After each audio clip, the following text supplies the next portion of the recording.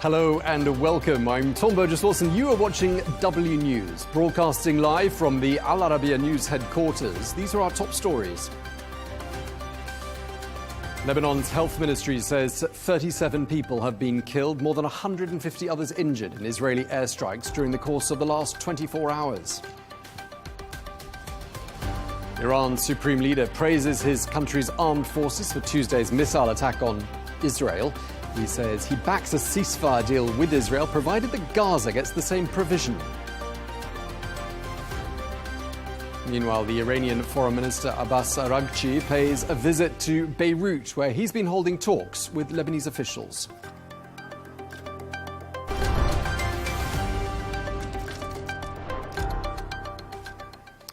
Welcome. Thank you for joining us. At least 37 people have been killed in Lebanon during the course of the last 24 hours. This as Israel continues to strike Beirut and other areas of the country.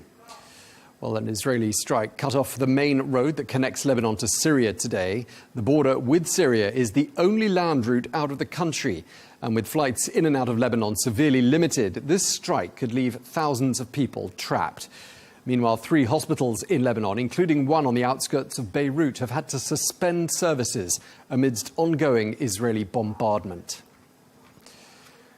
Well, the Iranian Foreign Minister Abbas Araghchi was in Beirut today for talks with Lebanese officials. He said that his country would always firmly support Hezbollah.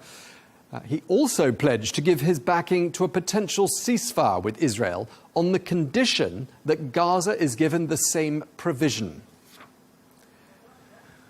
Well, Dr. Sami Nader is the director of the Institute of Political Science at Saint Joseph University in Beirut. Dr. Nader, thank you very much for joining us once again here on Al Arabiya News.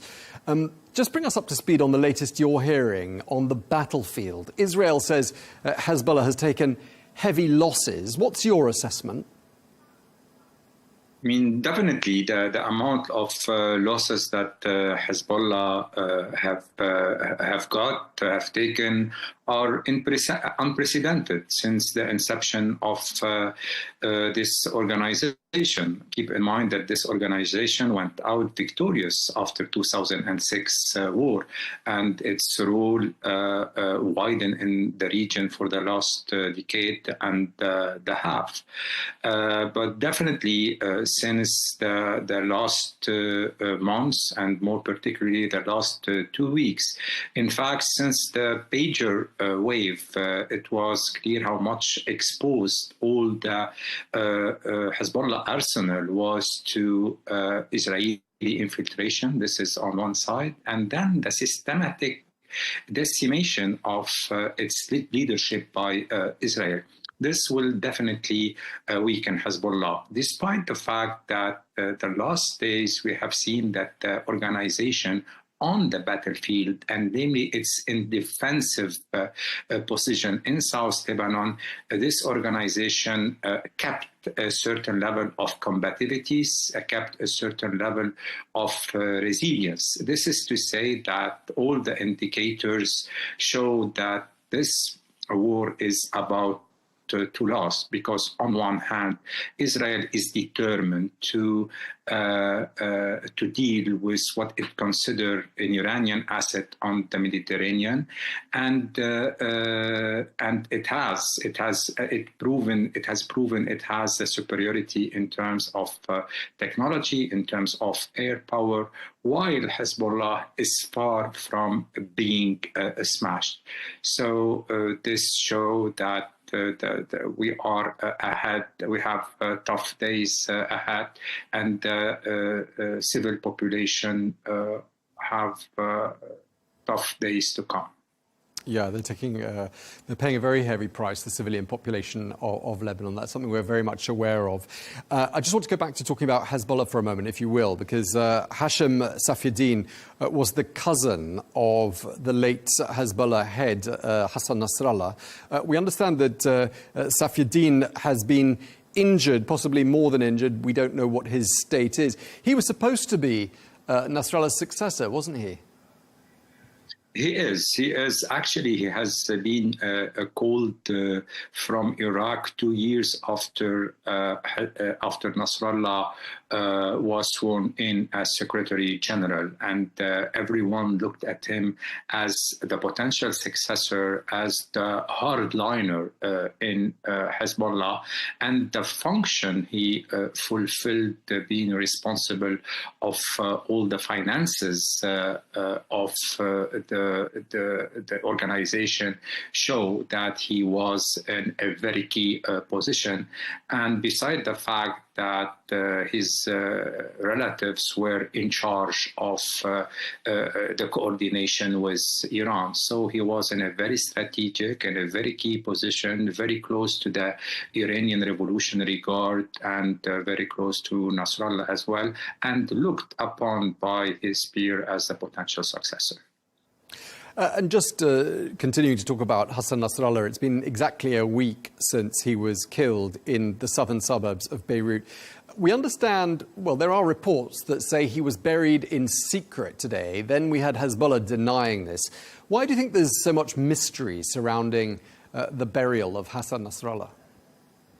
Because the organization is embarrassed by the fact they couldn't organize any funerals, and this is embarrassing for the organization. And if they are doing so, it is because of security reason. It is because they are under scrutiny, under very close surveillance by Israel, and no one from the top leadership could attend the funerals. Beside the facts that we don't know about what remains from the top leadership.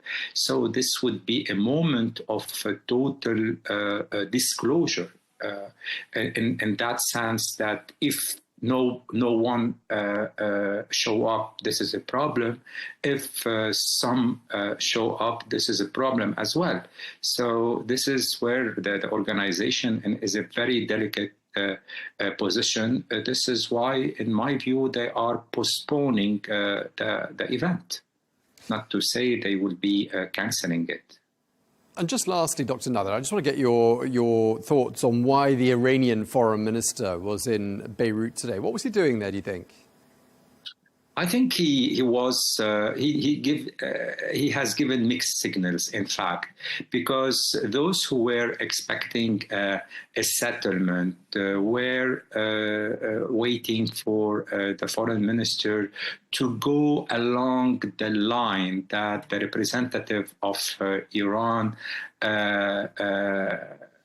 mentioned during his speech in front of the United Nations 2 days ago, why for the first time he made a reference to 1701 resolution. And this is a breakthrough. But during his visit today, the foreign minister did not mention 1701. Yes, he said that Iran will back a ceasefire. However, he insisted on linking the war Hezbollah is waging to a ceasefire in Gaza. And this is in total contradiction with 1701. This is signal, a step back from what the Iranian representative in front of the United Nations stated 2 days ago. Okay, sorry to cut you short. We're out of time. Thank you so much for speaking to us once again, though. Dr. Sami Nader at Saint Joseph University in Beirut. Thank you.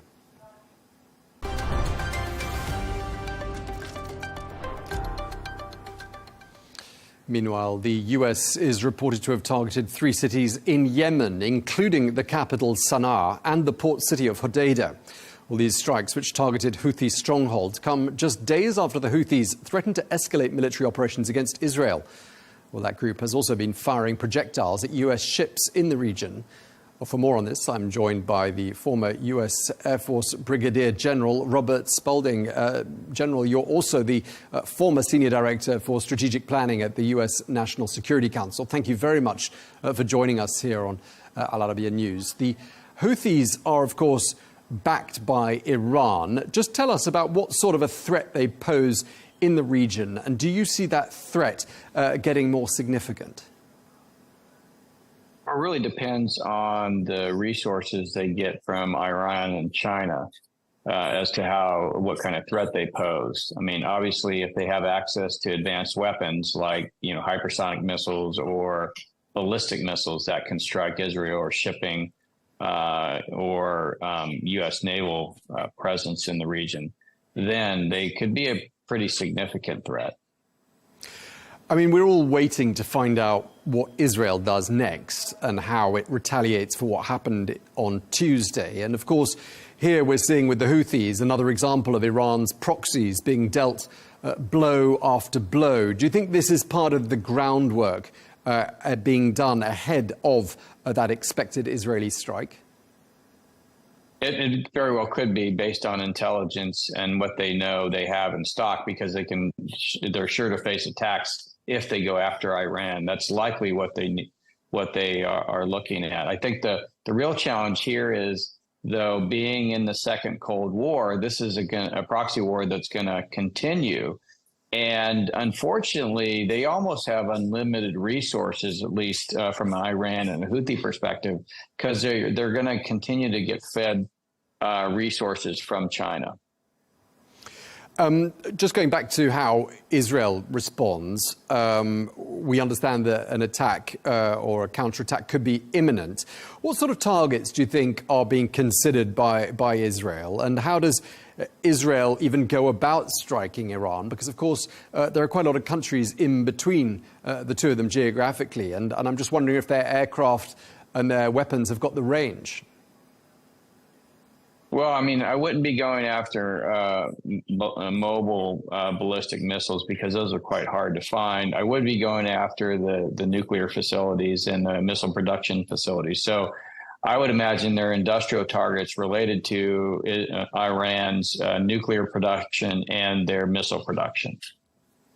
Okay, so that's possibly what's going to be struck. I'd like to talk about the killing of Hassan Nasrallah exactly a week ago.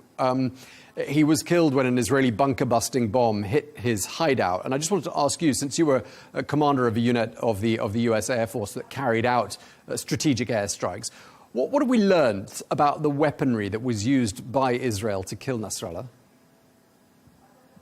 Well, I think there's been this belief, and especially exists in Iran, that if you want to protect something, you need to bury it. And I think what the Israeli strike showed is that you can bury it, but the weapons can also get down there.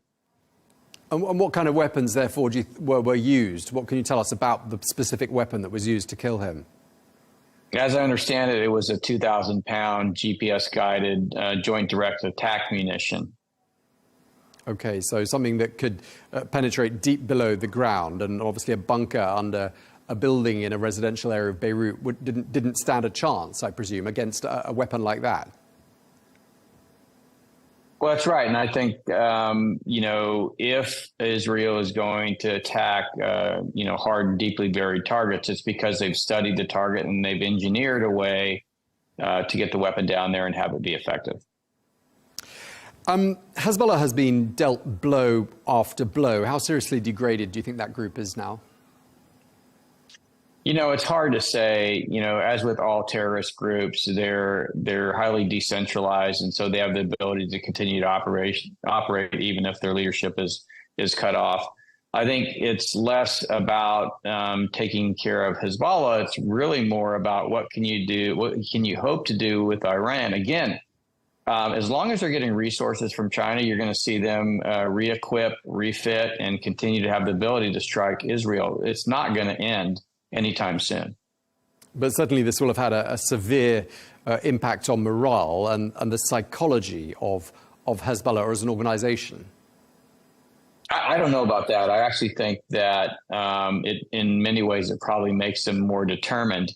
I think what we're not paying attention to here is really the real outcome that Hamas wanted when it struck on October 7th. And it really wasn't the actual physical attack. I'm sure the people involved were very focused on that. But overall, the impact has been to increase anti-Israel rhetoric around the United States and around the globe. And I think that was the ultimate aim here.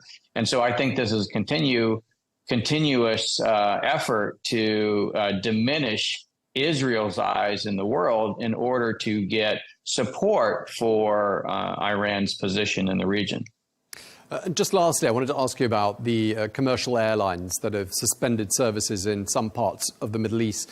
I just want to ask for your assessment at how at risk you think passenger planes are in the context of what we're seeing right now in the region.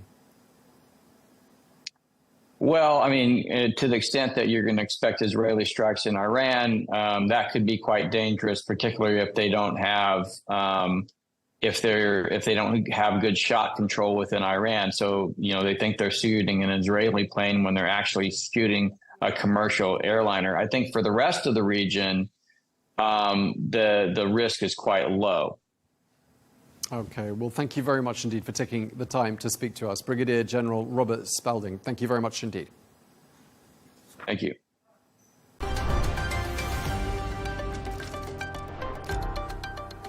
Meanwhile, Iran's Supreme Leader Ali Khamenei pledged today that together with allies around the region, his country will continue fighting Israel. His 40-minute address in Tehran was his first since Iran launched Tuesday's attack on Israel. That was Iran's second ever such attack. Well, let's listen to a clip of what Iran's Supreme Leader actually said. Nobody, based on any international laws, has the right to object to the nation of Lebanon and Lebanon's Hezbollah and ask why they are supporting Gaza and the uprising of the Palestinian people as they have carried out their duty. It is an Islamic ruling and logical law and also an international and global logic. Palestinians are defending their land. Their defense is legitimate and helping them is also legitimate. The Al-Aqsa Storm operation that took place last year around the same days as now was an international right, logical and legal move. Palestinians had the right. The brilliant action of our armed forces 2 or 3 nights ago was a completely legal and legitimate operation. Iran's Supreme Leader speaking there. Well, let's get some more analysis and we can speak to Arash Azizi. Thank you so much for joining us. You're an Iran expert. You're also a visiting fellow at Boston University and the author of The Shadow Commander, Soleimani, the US and Iran's Global Ambitions. Thank you so much for being with us. What stood out for you in that address made by the Supreme Leader earlier on today?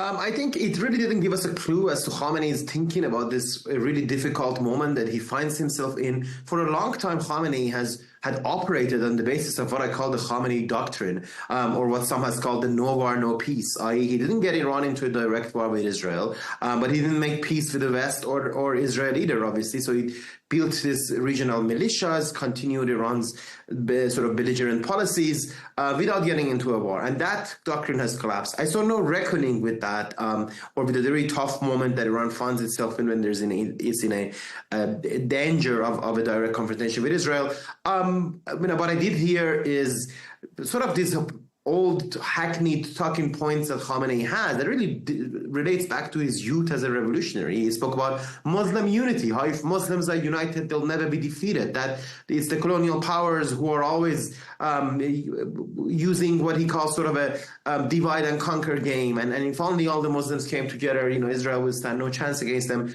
not really recognizing the actual regional dynamics and the really toughest spot that Iran finds itself in. So I didn't hear anything surprising. And as I said, no real reckoning. I think it was mostly the speech itself, the fact that it was happening, was supposed to be a show of defiance and also show of unity of regime ranks, which it did show since, many different part of regime factions did attend. After all, the reformists are back in the presidency with Pezeshkian, and figures like Hassan Khomeini, a grandson of the founder of the revolution, who is usually a critical figure, also went, and many others went to the Friday prayer. So it did show some regime unity, if you will, but it didn't show any sort of a strategic thinking or any new doctrine or reckoning with the situation, as we've sometimes seen from Khamenei's speeches.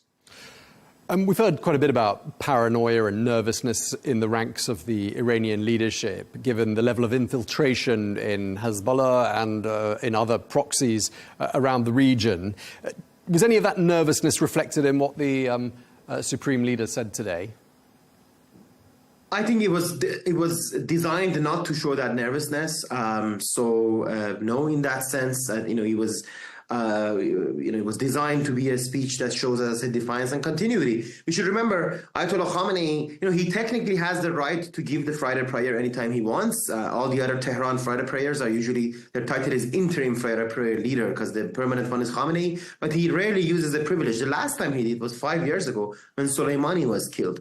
And he wanted to very much show we are in power, we are in the saddle, we are continuing. But the fact of the matter is, his regime stands really exposed in, not only is very unpopular, of course, with its own populace, but it's also penetrated intelligence-wise by Israel pretty extensively. I mean, it's kind of really remarkable when you look at the number of things Israel has been able to do in Iran, and to Iran's allies. Killing of Nasrallah, killing of Haniyeh, stealing of Iranian's nuclear archives, assassinating Iranian nuclear scientists, killing of Fakhrizadeh, Iran's sort of chief nuclear expert, in 2020. They know about this problem for a very long time, and the swift destruction of Hezbollah's command in the last few weeks has proved it only more. But no, Khamenei continues to be defiant, and I think he is very worried, and I think it's a very tough place he's in, but you couldn't say that from the speech so much. Okay. We heard earlier this week Prime Minister of Israel, Benjamin Netanyahu, trying to reach out to the people of Iran. Don't you think, though, and of course we're waiting to see what Israel does next, and, there's a sense that an Israeli strike on Iran could be imminent. Do you think such a strike, though, could have the opposite effect of what Benjamin Netanyahu was talking about at the beginning of the week, which was finding cracks in a society, and instead it would give the Iranian people something to rally around? I like to say it's a bit of a historian cop-out, but I usually like to say, events like this will have unpredictable consequences. That's the only honest thing one can tell about them, right? What kind of effect will Israeli attack on Iran have inside the Iranian society depends on what kind of attacks we're talking about, and depends on a whole range of other factors like what positions will the regime take, how will it respond, how extensive the war is. I will tell you this, though.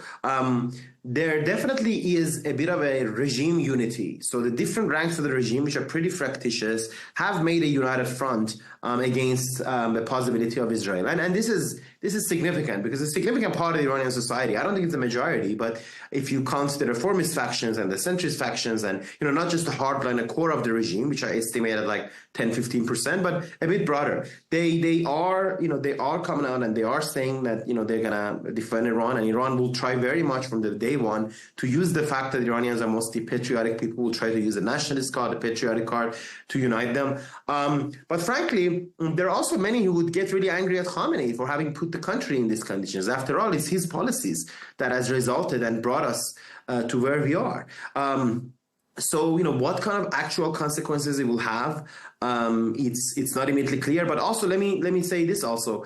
My friend Karim Sajjadpour, a great Iran expert, a few days ago said it couple of days ago said it in CNN that the majority of Iranians are known to not support their government and to be very much against it, but they're also not organized. The opponents of the regime are not organized. So the idea that, Israel will attack, as a result, the regime will fall like a house of cards and people will organize and take power, that's fanciful. Where we all have to sort of pay attention to and look is mostly inside the regime, inside the establishment, where different commanders of the Revolutionary Guards, different centers of sort of military power in Iran and military wealth in Iran will have to make decisions about the future of Iran and how to manage that. What will be a war with Israel, a war of national defense against Israel, I guess, or how to continue it, or whether to negotiate or how to negotiate. They are the ones who will, they are the ones who might have to shift power internally. This is a fancy way of saying, they might have to do a coup against Khamenei or make him retire. He's 85 years old, so a coup might be just a matter of having him stay at home and realizing finally that Iran does need to change some of its policies if it wants to continue. So these are, as I said, the consequences will be unpredictable and likely very disastrous, may I add. But these are some of the dynamics that might result. Okay, we're going to have to leave it there. Thank you very much indeed for taking the time to speak to us. Iran expert, historian and author Arash Azizi. Thank you very much indeed.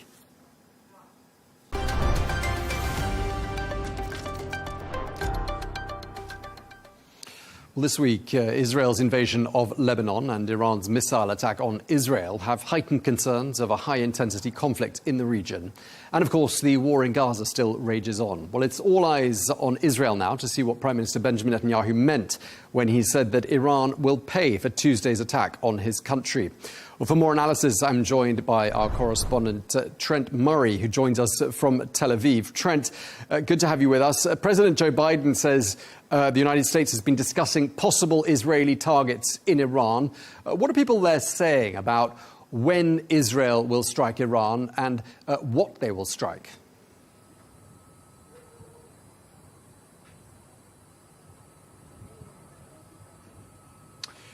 Well, Tom, I mean, as you might imagine, much of it just remains speculation right now within the Israeli media. The government is being quite tight-lipped, probably understandably, around what they will do. But there is a general sense here that some sort of response, and a firm one, is absolutely coming to that ballistic missile attack.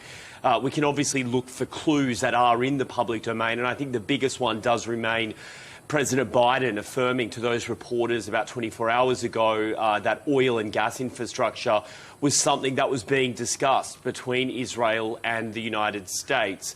One imagines, of course, as Israel does sort of chart its next steps and what it will do, they're also having to talk to the US and some of their other allies about how to prepare for any sort of retaliation, which, of course, Tehran is pledging. We know that during the two big missile attacks launched by Iran, the one in April and the one on Tuesday, at both of those points in time, Israel did need to rely on some of its allies, namely the US, to help back up the Iron Dome defence system. We know on Tuesday night, 2 US warships off the coast here fired off interceptor missiles in order to try and support the IDF in shooting down those projectiles. And so I would imagine as they sort of chart the strategic steps of where they might strike in Iran, they also want to make sure that they are absolutely prepared on the home front for any sort of mass rapid attack that Tehran may unleash in response.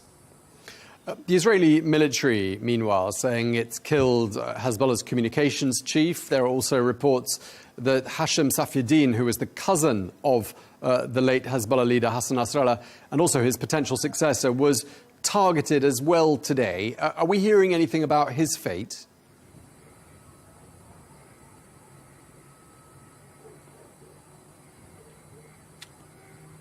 There's been no official confirmation from the IDF, particularly in relation to the potential replacement of Hassan Nasrallah. Now, what we know is that there was, of course, a series of airstrikes on Beirut last night. The IDF confirmed that they launched those, and they said that they targeted in particular what they said was the intelligence headquarters of Hezbollah. They did confirm that from their perspective, one senior Hezbollah official that they killed was that communications director, the effectively who was in charge of the group's communications efforts. But they've not commented on this reported news of Hashem Safieddine.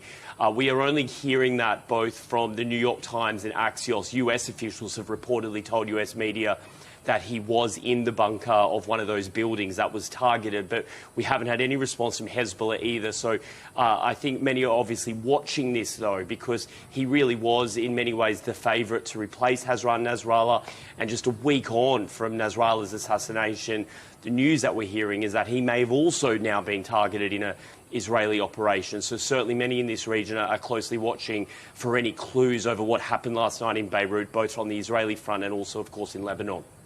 And just lastly and briefly, if you will, Israel began its ground incursion into southern Lebanon earlier in the week. We understand that 9 Israeli soldiers have been killed since the incursion began. Just give us a quick update on what's been happening on the battlefield.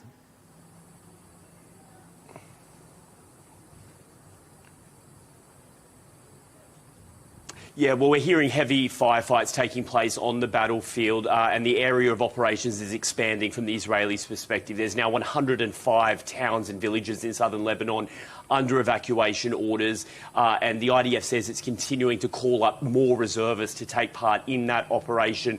We heard from Yoav Gallant today, the defence minister, with a pretty ominous warning for where this war is heading. He said Israel still had some surprises up its sleeve for Hezbollah. OK, our Tel Aviv correspondent Trent Murray, thank you very much indeed for bringing us all the latest there.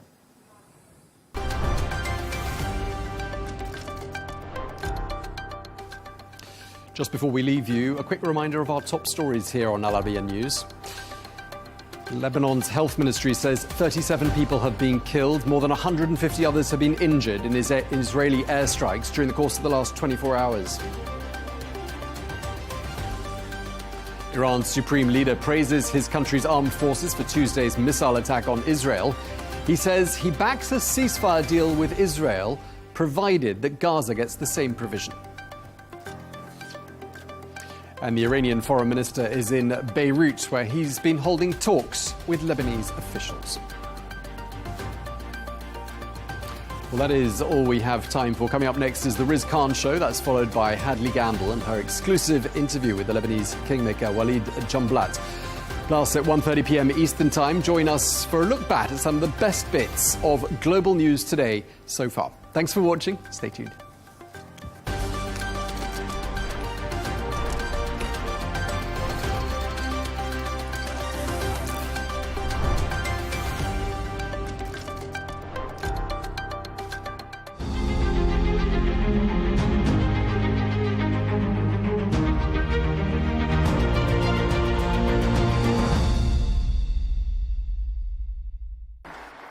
Now, rapidly advancing technologies forces us to adopt new phrases all the time. We now need critical thinking when researching information on the internet. We need to avoid echo chambers and confirmation bias when consuming news. And as we continue to be bombarded by online scams, phishing, ghosting, FOMO, YOLO, and perhaps the most worrying, cyber attacks, we need cognitive resilience. That's why this next session explores cognitive resilience, building psychological defense against cyber attacks. So what are the risks to us as individuals and as society? Who should be protecting us? Is it governments, the big tech corporations, or are we left to defend for ourselves? And what should we know? What should we be doing? And how do we learn what to do? I don't know about you, but I need some cognitive resilience when I need to explore these ideas for the introduction.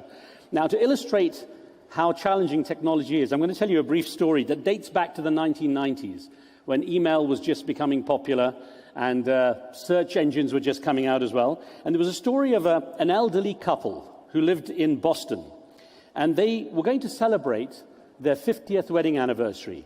And they decided to go back to Florida, where they had their wedding, after their wedding they had their honeymoon.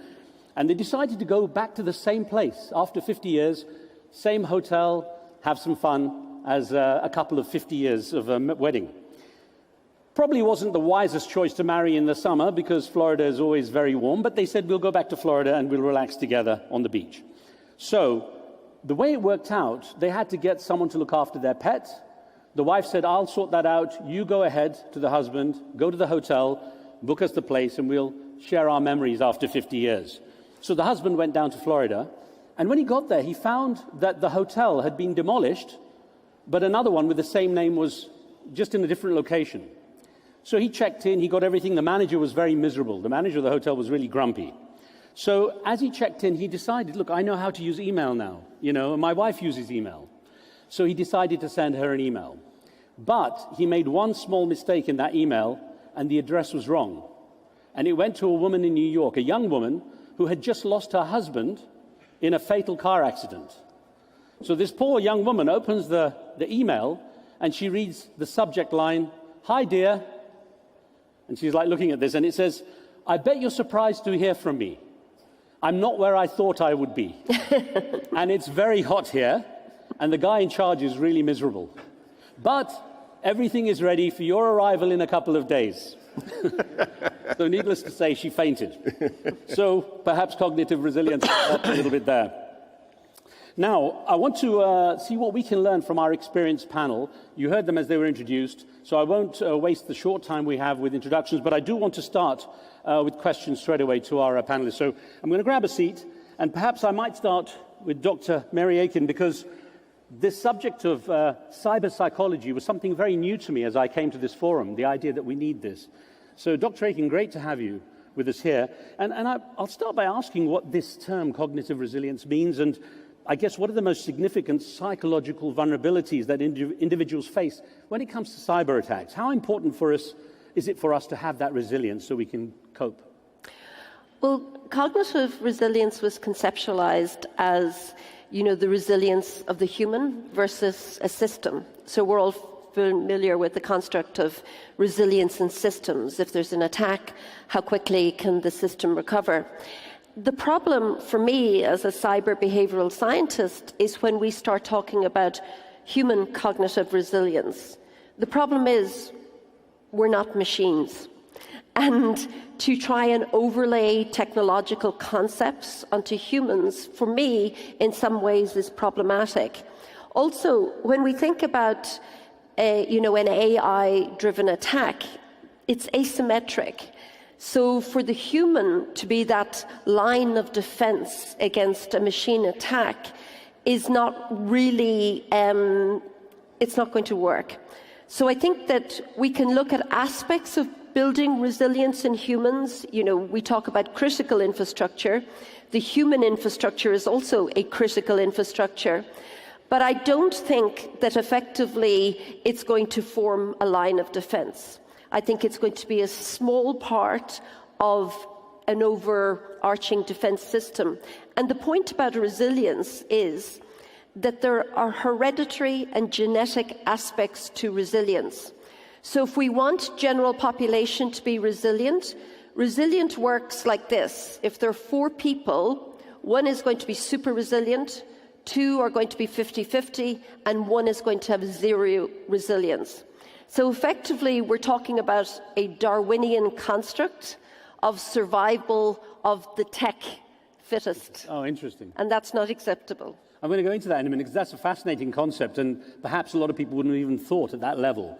Let's get into a few more questions on what's involved when it comes to cybersecurity and how it affects our cyber resilience, if we are still going to use that term. And perhaps I could bring in Dr. Neil Jaton, who's the Director of Cybercrime at Interpol. Now, you're getting to see and understand what are really most extremes when it comes to what's possible in terms of cyber attacks. How worried should we be? Well, thank you very much first for the invitation and for having Interpol here. How worried should we be? Obviously, we have these forums, every year, so it is a big concern. It's a big concern for law enforcement. It's a concern for our national security agencies. To alleviate that concern, we just have to continue to move forward. For Interpol, I think our role is to serve as a point of contact for 196 different member countries, including those represented here. We serve as a sort of bridge between the different law enforcement agencies. We also bring in private sector partners. We think that power and knowledge is key. So as long as we are sharing that information between private sector, between policymakers, between other law enforcement agencies, I think we're making progress. Well, Chris Gibson, I mean, when there is a major attack, you're one of the guys that gets called. Now, as someone who has to lead incident response teams, explain how those teams have to be mentally prepared to manage what would be the intense pressure that comes with managing a high-profile cyber attack. Cool, thank you very much. Firstly, thank you very much for inviting me. It's a great conference, my 3rd time here. I enjoyed it every time. So I'll draw on my 2 experiences. I worked at a private sector, Citibank, for 20 years, about 10 years of that in the incident response community. They're in a very different space. Very, we can't get hacked. Any hack is a bad thing. Then I moved from there into the public sector and worked for the UK government at building their national cert. That's a very different space with very different responsibilities and very different manning things. Citibank was a very diverse team. It was spread across the world. Cert UK was a very focused team in a single location. In terms of building those teams, though, I mean, the word is team. I think the important word we have to use, and we've talked about it's a team sport, but being an incident response team is a team sport as well. I had about 60 people. We worked very hard to bring all those people together as often as we could to make them into that team that knew each other, trusted each other, helped each other, were resilient, and helped each other become resilient. Everybody has a place to play in that. But then there's a significant amount of forward planning. Major catastrophe hits, everybody rushes to the office. That's not actually a very good idea, because in 24 hours, you're going to have everybody is going to be exhausted. So we had plans in place that if such thing happened, we would send half the people home. We'd say, come back in tomorrow. We build that, try and make sure that we manage the tempo of the incident as best we can. Clearly, an incident drives itself, but we would try and make sure that we had the staffing in place at the right times, that we had the right resilience, that we had the right people, that we didn't end up with too many of incident responders and not enough PR people, because managing that incident is a very, very holistic thing. I'll get into some of that as well as we get on with the discussion. I'll bring in Major General Boarki here, please. Thank you for being with us, sir. Now, when it comes to cybersecurity, there's different elements. There's the private sector, there's government, there's individuals. When it comes to national security, what sort of strategies do governments have to adopt to build societal resistance so that the public can maintain some sort of security and some sense of psychological security during what might be a large-scale cyber attack? First of all, thanks for having me here for the second time. And when it comes as a national threat, as national security, always national plans comes in place to be conducted. For example, we have to secure the critical infrastructure as a national approach. We have to secure the incident response team to build up a national incident response team with the recovery plan, always as a national approaches. And we can create a crisis management center which gather up all the critical infrastructure entities which will help to mitigate and to respond to such a cyber threat in a greater scale. And for example, if I can elaborate, in the last digital pandemic, if I can say, is the cloud strike, which has been affected most of the countries in the world. And the plan is to be ready as a proactive incident response and as an early warning to actually imagine that there is a global threat will be happening anytime, and we have so many examples happening in the world. So the key success is to respond for the national threat, is to build up a team which is rapidly will respond to any pandemic or any digital cyber attacks. And so it's interesting because, of course, the CrowdStrike was not a malicious attack, and it just showed what vulnerabilities there were. It was a lesson. Yeah, but as a pandemic, it's disabled all, let's say, services in country, which is, we consider it as it's after threat, which is the attackers will take advantage of those disabled systems. And this is what happened lately. After a few days, there is some report which eliminate that APTs, advanced persistent threats groups, that they took advantage from this vulnerability happened during the update thing, and they use it as a phishing attack for people. That's frightening. Filippo Cassini, I want to bring you in, sir. And you know, we're all so attached to our devices, our phones, our tablets, and these are always connected. These devices are always connected, and as a result, they're always vulnerable to cybersecurity breaches. So how can the telecommunications industry create solutions that protect individuals and I guess give us some relief from the psychological stress that both the operators and individuals have, that there could be an attack any time? Yeah, so first of all, thank you for having me here. I'm working for a vendor, so our focus is, of course, to provide technology that can enable better response in terms of cybersecurity. I think specific to devices and telecommunications, there's two particular aspects. So one is the consumer, the person that uses the device. For them, there has to be simple technologies that allows them to be aware and protected. And there is a lot of investment that I think has to be done on knowledge at the simple level of the normal operators, of the guy going to the hotel and stuff like that. So for that, we are also investing money into like free training, free awareness, knowing why people are looking for data, why me as a common end user, being no one special, can be still targeted by an attack. Because I think that can help a lot building resilience, like we mentioned before. The other part is the technology. So you've got a lot of it. You've got a lot of advancement. You've got a lot of different new things popping up every day. And I think for that, investments and building awareness and in general strength and efficiency.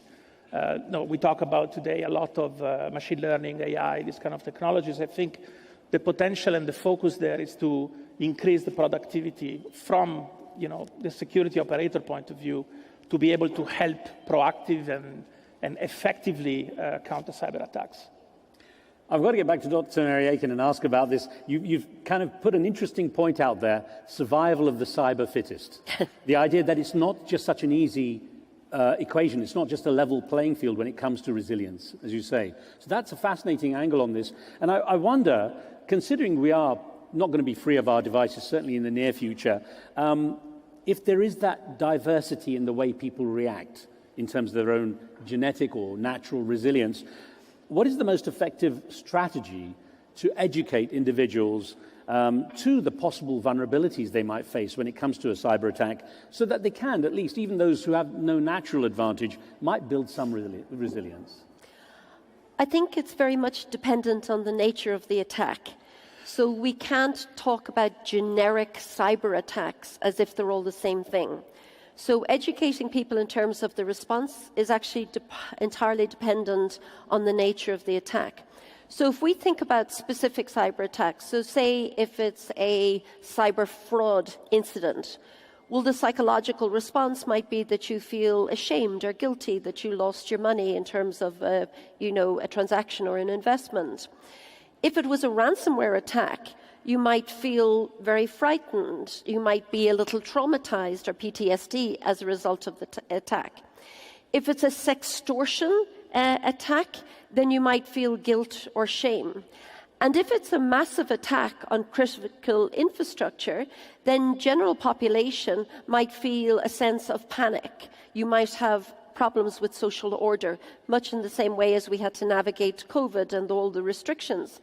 So in terms of educating and in terms of building, awareness and equipping and upskilling to respond, what you need to do is have educational protocols that actually consider the exploit in terms of the attack vector, and then an appropriate response, either not to become a victim of the attack or to cope with the psychological after effects following an event. It's really interesting. This term attack vector just came into my vocabulary today after having a few conversations with people. It's quite terrifying. I was going to ask Dr. Jeton here about the role Interpol plays, because you're an international agency. You don't tell governments what to do, but you're a resource for governments, the private sector, and so on. So how do you encourage, perhaps, and educate or provide information that allows agencies and governments and companies to build contingency plans in the event of something major happening? That's a great question. So Interpol isn't in the business of telling governments what to do, but we are in the business of helping the different law enforcements build up their cyber resiliency themselves. So what we want to do is put out the message from a lot of different platforms about how to protect yourself, how law enforcement can improve its abilities. Every year, Interpol produces 2 different threat assessments, one for the Africa region, one for the Asia and South Pacific region, where we go through and we actually ask the law enforcement from those areas, what are you seeing, how are you combating it, and then we put it out for public dissemination. And so hopefully governments are reading that and looking at that. We're also in other different forums. We're participants in the Counter Ransomware Initiative, which is occurring in Washington, D.C. this week. So we've just published a report working with our Australian counterparts on intervention methods through various stages of a cybercrime attack. And so we look at from a lot of different angles. And we also want, one of the big focuses that we look at is emerging technologies, AI. I know that's one of the buzzwords, obviously. And so from ours, our hope is that law enforcement is being equally as driven to look at AI, not just concerns, but also strengths and ways that we can actually utilize AI for law enforcement.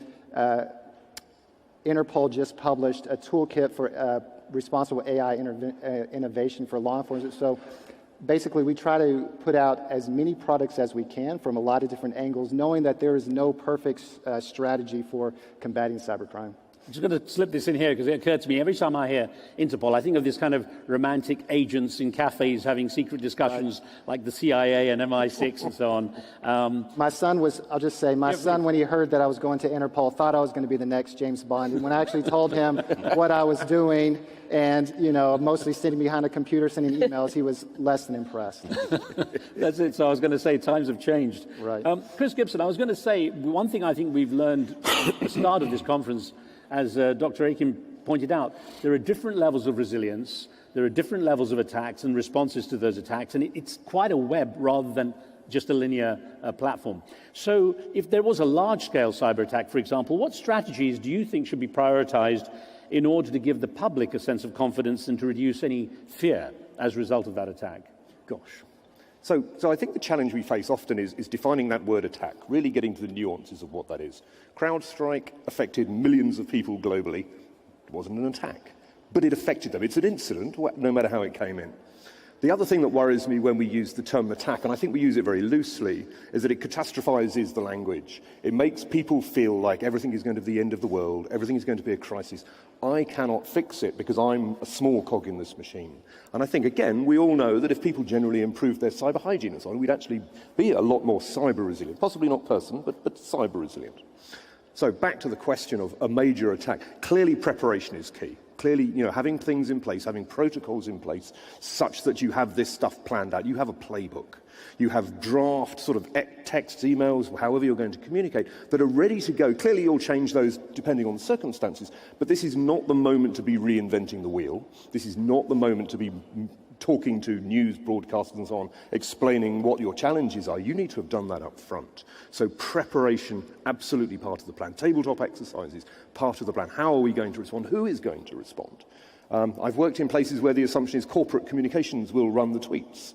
Clearly that's not going to work because they spend 3 months deciding whether to cross the T or put in an Oxford comma. You know, you need someone who's very quick at this and very attuned and very in with the organisation such that they know how to play this. So prep, having that in place and pushing that message. But then, single point of contact. You don't want multiple messages coming from different parts of the organisation. You need to make sure you're telling your staff, you're telling your customers, you're telling the wider public the same story so that everybody feels involved, they understand your problem, but they understand that you're dealing with this with urgency, that you recognise and you empathise with the problems that you have caused, potentially, or has been caused, and that you're working with them to help provide, bring this situation back under control. I want to get back to Major General Boarki, and traditionally, I guess, agencies, perhaps even governments, corporations, they tend to be competitive, whereas here, there needs to be some collaboration. So I wonder, what is the best way for collaboration, bringing together the government sectors, military institutions, with which you're, of course, very familiar, and the private sector, so that you can educate, prepare, and protect the public from cyber attacks? Yes, I come from a military background, and my main strengthening points is building teams, and these teams to gather them up and to work as a one team. So I always say when I have the chance to in any meeting, as a governmental meeting back home, is to raise this thing is with this cyber attacks cannot be mitigated or protected unless we gather up all together and collaborate. And if you, maybe psychologically, if you indicate that government entities, they are part of the equation to protect the infrastructure, they would do, a great performance in protection. So campaigns, national campaigns, drills, hackathons, all these kind of things, and also summits and conferences, and to let them know that they are responsible also in protecting infrastructures. It's not just the responsibility of NCSC, which is the National Cyber, it's the responsibility of everyone. And this is it's a successful approach we have touched, that if we engage people and let them know that they are part of this protection, they would do more than we expect, actually. I think the more serious the threats, people will realize they have to collaborate as well. That's going to be a big factor. Filippo, let me get back to you, because as technology moves forward so rapidly, what role do you see AI and automation playing in reducing pressure and fatigue experienced by professionals who have to manage these high-stakes cyber attacks?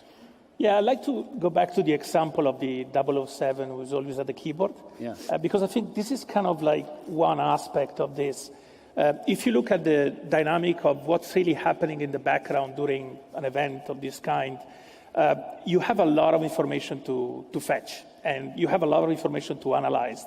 And this information comes from sensors, which have been, think of it of sensors for different technologies, for different aspects, that have been deployed everywhere. So we've been sourcing, in other words, technologies that help us defend every single aspect of our digital life. So there's a lot of information coming up, and we need something to make sense of it. And in easy terms, that's what the potential for machine learning and AI to help us doing that. But the next challenge is, what are we going to do in terms of explaining what we want?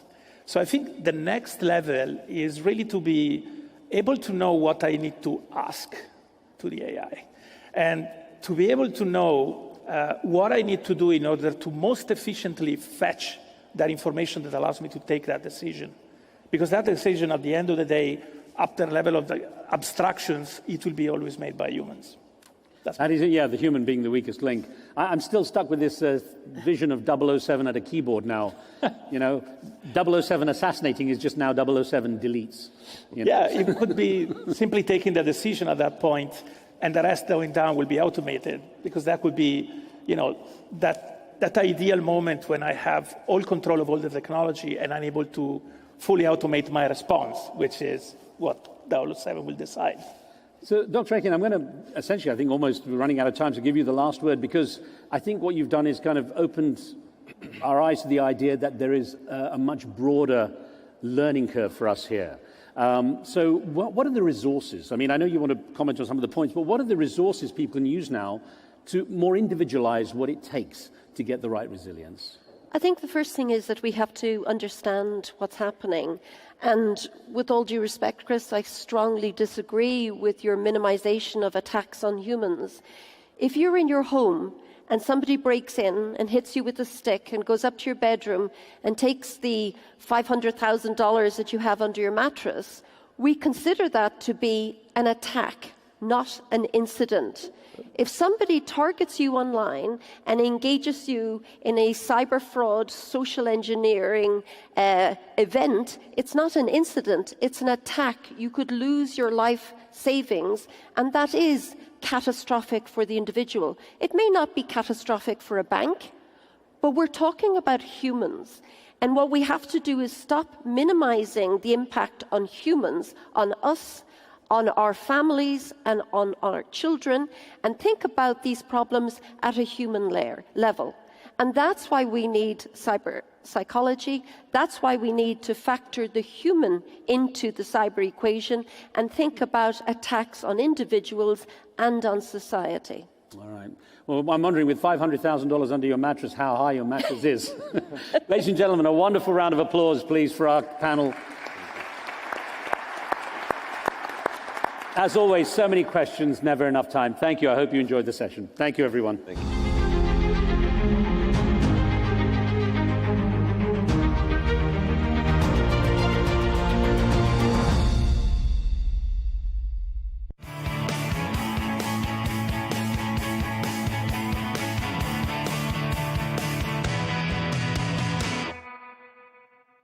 Bali, home to some of the warmest, most welcoming people in the world.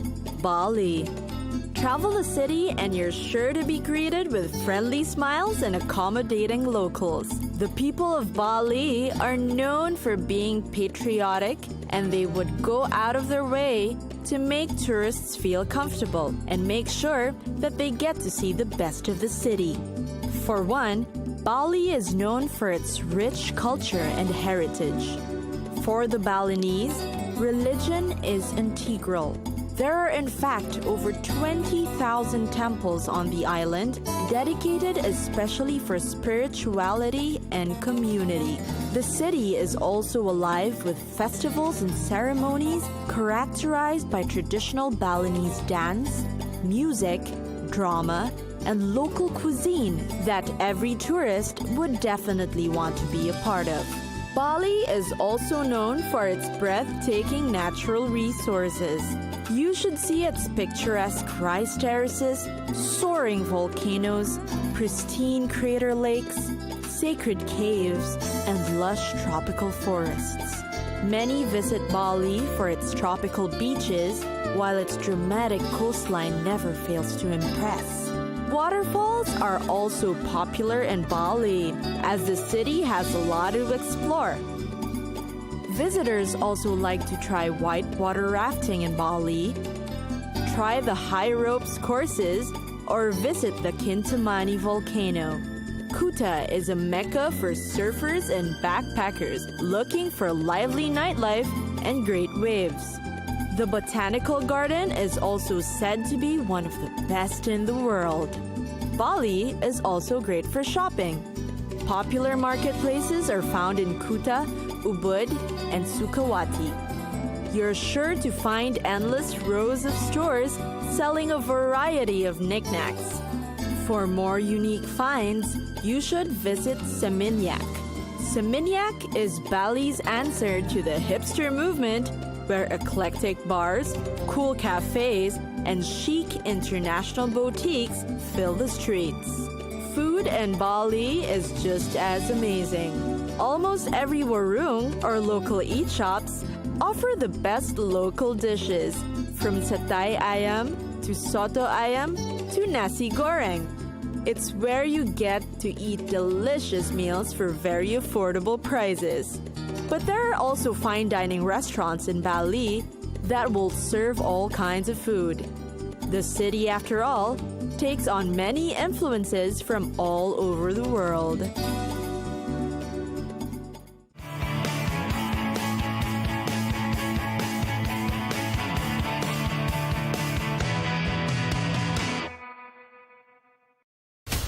From the White House to Gaza, Kiev to Beijing, elections, economics, and the environment compete with conflicts and other complex issues for our attention. In an age of fake news, deepfake, and artificial intelligence, they've got to have a vote and a say. It's important to look beyond the loudest voice to understand the truth.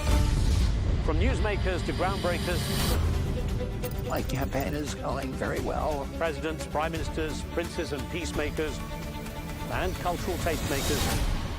As Arabs, as Middle Eastern, we're too emotional. Join me on The Riz Khan Show for empowering conversation.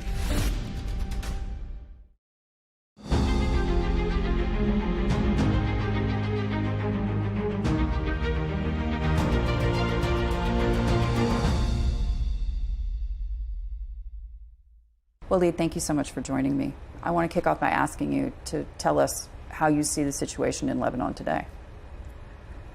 I hope it won't be an endless war like the war that started in Gaza and then in the West Bank, Lebanon. I hope so, but I have no clues. Unless we imagine a political solution. The political solution is, according to me, to try to go back to the armistice truce agreement, armistice signed in 1949 by the Lebanese state through UN with the Israeli state, 1949, which established regulations of no war but no peace. Yeah. I hope so, but does that mean that you advocate for a normalization of relations with Israel? No, we had our relationship during decades was, we are in state of war, not state of peace, but how should I say, a truce, not active war, yes. A truce.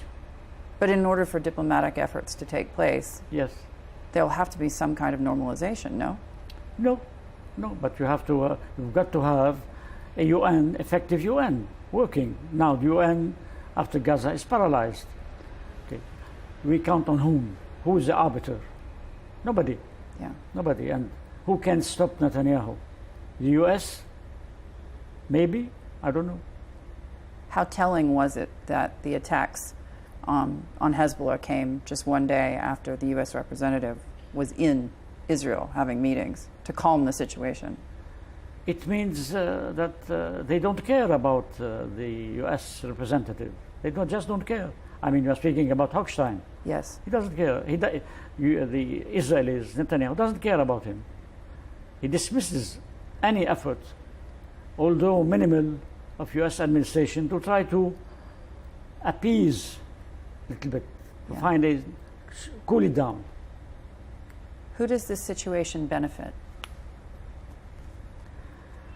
He said, Netanyahu, that's the whole issue now. He said that he is willing to change the whole Middle Eastern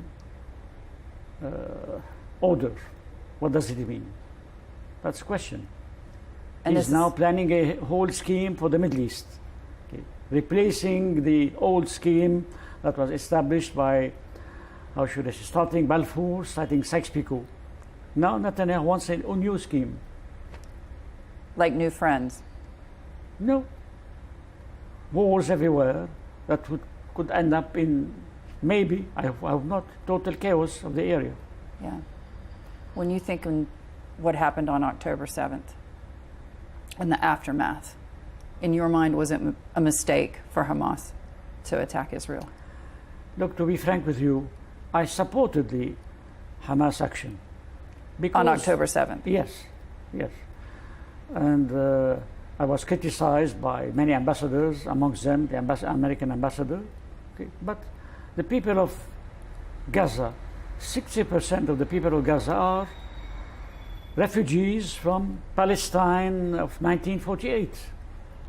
And the settlements that were attacked, plus the lies, you know, remember the lies that, well, children were beheaded, and it proved to be a lie. But this land is for them inside, imprisoned for the last 76 years, is their land.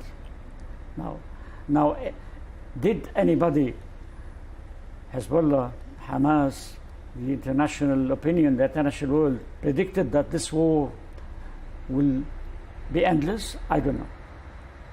In light of that, was it a mistake, given what we're seeing on the ground today and what's coming now to Lebanon? Easy to say it was a mistake. No, easy. Yeah. I don't. After all, you have Palestinian people. I mean, erasing them from the map, like what is now being done in Gaza. Later on, trying to force them to emigrate towards the East Bank. And King Abdullah made a very brilliant speech at the UN. Somebody's listening? I don't know. Yeah. Okay. Lebanon, well, the question is now if Netanyahu will use the same, he's already using the same, that, well, I want to erase Hamas. Now he's using the same rhetoric as for Hezbollah. Yeah. Over the years covering Lebanon, I've often heard from various groups that they would welcome Israeli action to take out Hezbollah. Okay, but I mean, also over the years, we have a decade or 2 decades of Israeli occupation of the south of Lebanon. We have in 1982, the Israelis came to West Beirut, invaded Beirut. Then they withdrew. So let's I hope they will reconsider local parties, reconsider past experiences, and even Netanyahu reconsider invading part of south of Lebanon. Part, I said, I don't know where, but part. He's saying that, or his defense minister is saying that. Yeah. Gala. What is Hassan Nasrallah's next move? Next move, he will just he stick to his policy by answering back, trying to hurt Israel. Up till now, he sticks to his policy where he was precise in one of his interviews, the last one, that, well, I will stick to hit military bases,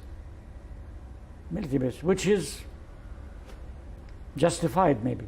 But I mean, in war, any mistake can happen from both sides. Mm-hmm. Plus the fact that the Israelis are not only hitting military targets, they are hitting anything. Now you have 500,000 Lebanese displaced. Yeah. Tell me this. Hassan Nasrallah's plan or strategy, as you say, do you believe he still gets his orders directly from Tehran? I don't see him distancing himself from the Iran, and I don't buy this policy that the Iranians have dropped him. So Iran hasn't abandoned Hezbollah, in your mind? With that being said, what happens next? Because it seems as if Mr. Netanyahu is not going to hold back. At the same time, although the blows were terribly hard, losing high-rank allies or officers, okay, but it's not easy also to see that, well, again, for the third time or fourth time, I don't remember now, the whole population of the south are being displaced to go to where? Yeah. Tell me this, how much has Hezbollah's capacity to do damage been degraded? I don't know. I have no idea. I'm not a military expert. I have no idea. But we've seen the excuse, the official excuse of the Israelis, they want to bring back the citizens to the northern part of Israel, to the settlements and to the cities. Okay, we can say the same thing. Also, we want to bring back. They were 100,000. Now they are 500,000. Our citizens to the south of Lebanon. This precludes an agreement via the United Nations. Truce agreement or ceasefire or 1701. Yeah. Who can push the Israelis to that kind of agreement? Because you're saying that the United States has no leverage. They should have, but they have no. They don't want. They don't want. Now the main concern is the electoral race, and blood is becoming. There's hundreds of thousands of casualties are being massacred here. Yes. So a United States that's obsessed with the presidential race is of no help in this situation. The United States, the so-called international community, but this whole international community is just paralyzed because the UN is paralyzed. Yeah. And that works for whom? To have a paralyzed UN? Well, he has a free hand. Mr. Netanyahu and his people have a free hand on the area. Yeah. Tell me this. When you think about what happens next, is there any party in Lebanon or any leader in Lebanon who you see powerful enough to effect a kind of truce with Israel? We have to work on that. I don't see any party now betting on Israel. But we are divided, of course. We have to work on the minimum of national unity and be able, maybe through the French envoy, Le Drian, to elect a president, because we need a president. We cannot stay like that with a caretaker prime minister and this void in administration. What needs to happen in order for Lebanon to get we there? We need to elect a president without preconditions, a consensus president, adequate one, good one, to be able to represent Lebanon officially everywhere. Yeah. And to take care of the country. Yeah. Do you think that we need to see a much younger political class? Well, much younger political class. Now it's. Do we have time now to look at a much younger or older? Well, they did the same thing in the United States, and now we see what we see. The president deciding halfway into the campaign that he's not going to be able to continue it. So there is an argument for having younger people in office, okay, no? Okay, but now I think it's a trivial issue. In the United States, be it a younger or an older, it doesn't change anything. The machine there is totally different, whereby you have interest groups, financial groups controlling the real power there. Yeah. What does this mean in your mind for Lebanon today in terms of that election? Kamala Harris versus Donald Trump. Is one going to be better than the other for Lebanon? I don't see any change for us, or for the Middle East, or for the Palestinians, because we've seen their past rhetoric. Once Kamala Harris, she mentioned the necessity of having a two-state solution. Okay, but the two-state solution is becoming a joke. Why? Because where is this Palestinian state will be? erected, will be placed. In the West Bank, you have 800,000 settlers there. Who is going to displace or tell them, go back home? This area is our area. This territory is our territory, Palestine. Yeah. What about the United States, the United Kingdom, all the Western powers who have warned their citizens about evacuating, about leaving Lebanon, while at the same time, at least in the case of the United States, continuing to support Israel's war machine with billions and billions worth of weapons? They care about the safety of their citizens. They don't care about us. Are they hypocrites? Yes. They care about the citizens of the safety of the citizens. Where is the active action of the United States, United Kingdom, or others? I mean, even also the Russians said the same thing, but the Russians are becoming, how should I say, not powerless, but not effective in Lebanon or the Middle East because of the war in Ukraine. Was that war a mistake in your mind? Maybe he was dragged to this war, Putin. Maybe because he thought at the beginning that, well, the Ukrainian regime will collapse. It didn't collapse because there was preparation for this trap years ago. Yeah. So you think he was misinformed? I think so. Somebody, I mean, all great leaders are sometimes misinformed. Yeah. And you think he's a great leader? A great leader, I'm saying that not in the sense of being great. I'm big leader, sorry. Yeah. Big leaders. Okay. Who's a great leader now? Anybody? No. No. The area of big leaders like Charles de Gaulle, maybe Kennedy. Maybe. But even Kennedy fall in the trap of the Tonkin affair. Bear Tonkin. Right. Tell me this. There have been lots of talk about China getting somehow involved. Do you see that as something that's realistic? Do you see Chinese military bases in the Middle East? The Middle East is surrounded, invaded by American bases everywhere. Yeah. They have one small one, I think, in Djibouti. That's it. But China's been instrumental in certain deals between Saudi Arabia and Iran, elsewhere. They have shown that they can be an interlocutor. Is that something you see ever happening in this case? No, I've seen they were instrumental in trying to cool down the war of Yemen, Saudi Arabia. That's it. And they have succeeded, in a way. Again, back to Hezbollah and their capacity to wage war. Are they in a better position than they were in 2006? Can't tell you. I don't know. Who knows? What's your sense? They are still there. They are still there. Okay, but I mean, they have suffered great casualties, but they are still there. Yeah. Still dangerous. I mean, this is also from your point of view, they are dangerous. From some Lebanese point of view, they are not dangerous. They are defending Lebanon. So it's subject to discussion. I don't have a point of view. I'm a journalist. Sorry? I don't have a point of view. No, I'm just answering you. You said dangerous. I'm saying for some Lebanese, it's a little bit different. Talk to me about what happens next. You say that this is a country that needs a president. This is a country that needs some kind of truce with Israel. And also this is a country, frankly, that you and I have discussed this many times, is in the midst still of an economic crisis. Yes. Okay, but I mean, let's go back to priorities. Re-establish the truce of 1949 that regulated the relations between the State of Israel and the State of Lebanon. 1949. I think it's still valid. Yeah. Okay.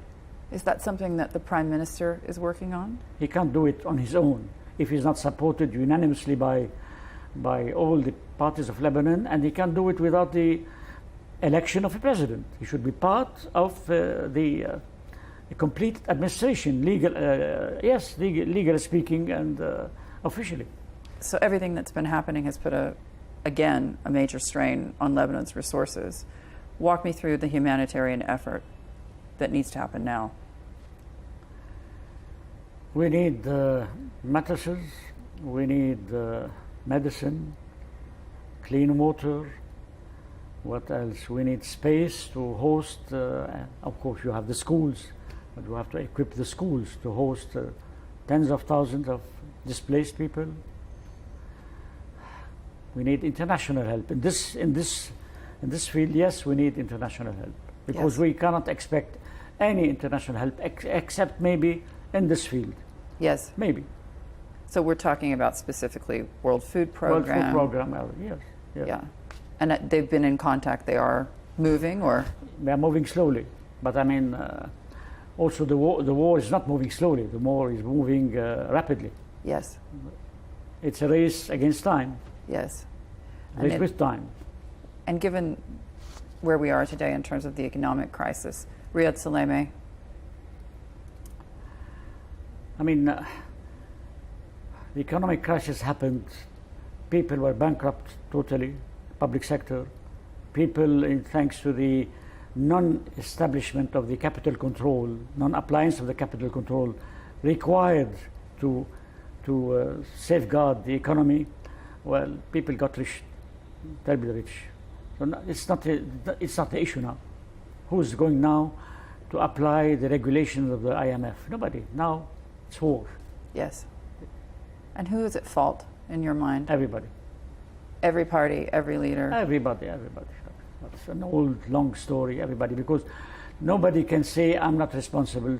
Everybody will accuse the other. So let's say anybody will accuse the other side. Let's say anybody. Yeah. Talk to me about that level of fault. Do you feel a sense of guilt at all for your role in Lebanon's past?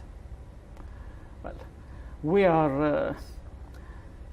you know Lebanon, it's composed of sects, of confessions, of clans, of power groups, okay? And this has been going on for decades, maybe a century. Okay? Some people, some Western embassies with local people thought, well, they might bring a new class, political class. Well, bringing a new political class to power without abolishing confessionalism lead to nowhere. Yes. We're still in the same vicious circle. Do you see the last century and the beginning of this one as Lebanon as a failed experiment? Let's now go back to the realities. The war, as if it's a destiny for the Lebanese every decade or more, 20 years, to have a new war. And now this war might be, I said might be, without a political solution, might be endless. Yeah. So let's go back to war. The necessity of... But without a functioning state? We still can function. So the dysfunction continues to be functional? Yes. That can't be good enough. It's certainly failing people today.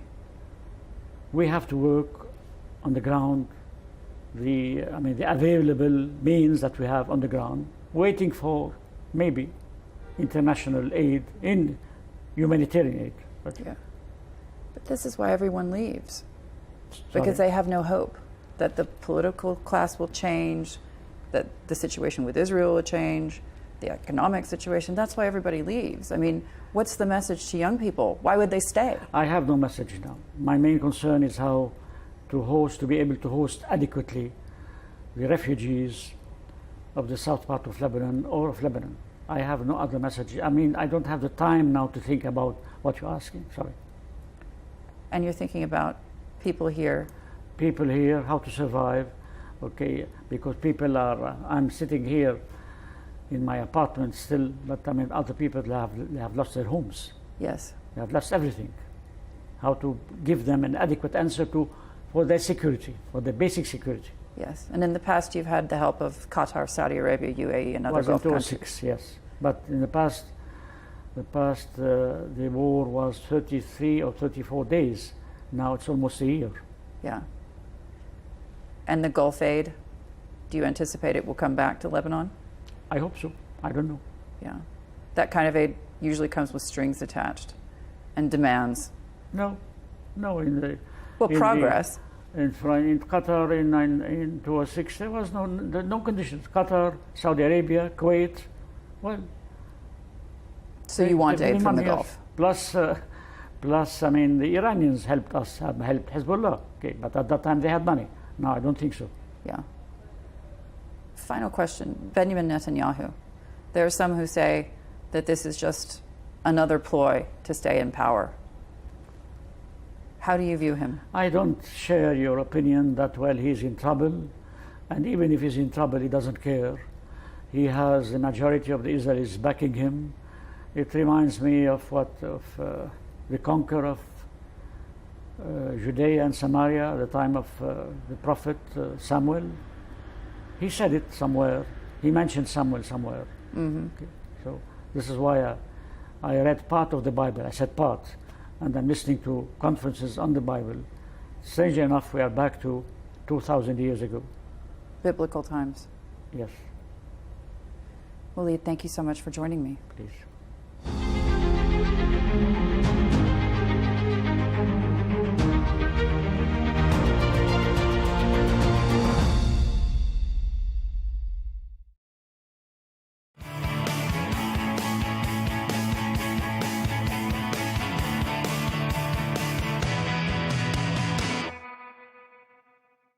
Rio de Janeiro. It's a chill, fuss-free Southern American city where anything and everything goes. You'll get a taste of the old and the new, fast and slow, and the luxurious and the modest. It is called Cidade Marvelosa to its local inhabitants. It is also known as a super city, with practically more than 14 million people residing in it. It is a city of history, culture, and tradition, as well as hip, flair, and style. The city is known for its picturesque views. The jaw-dropping beauty of the landscape is all thanks to the Atlantic mountains nearby, with flourishing rainforests. These mountains actually play a big role in the city's population. It makes up most of the area in the south. Relaxed and carefree, tourists get to go on peaceful nature trips where they can make the most out of the postcard-worthy views. Meanwhile, the north area is slowly getting crowded, with sprawling suburbs rapidly taking over. And the west is quite busy too, with huge malls being built alongside highways and multi-lane roads. But the cool, carefree vibe remains thanks to the beaches nearby. And Rio's golden beaches are a marvel too. But the things to do in the city are endless, no matter the weather, because the city is teeming with infectious cheer and creativity that's definitely attractive for tourists. There's the famous Copacabana, which has everything for you. Like the locals, walk by the beachside in the early morning and sneak in some exercise, or perhaps play some football, enjoy the sunset, or dance to the samba music that's sure to be playing nearby. Then visit the Copacabana shopping district. Take a commute to the town's known historic center, to the city's stunning architecture and structures that won't fail to amaze you.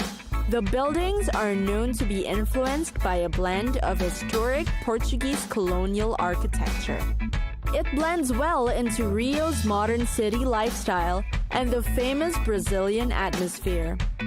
Finally, cap off the day with an unforgettable sunset experience.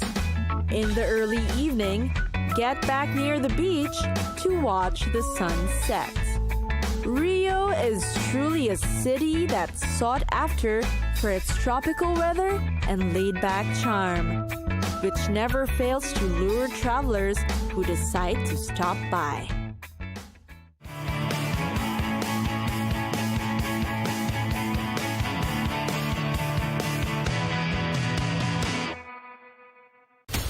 From the White House to Gaza, Kiev to Beijing, elections, economics, and the environment compete with conflicts and other complex issues for our attention.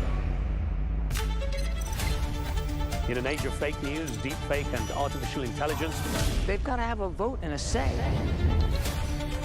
It's important to look beyond the loudest voice to understand the truth. From newsmakers to groundbreakers, My campaign is going very well. Presidents, prime ministers, princes and peacemakers, and cultural tastemakers. As Arabs, as Middle Eastern, we're too emotional. Join me on The Rizkan Show for empowering conversation.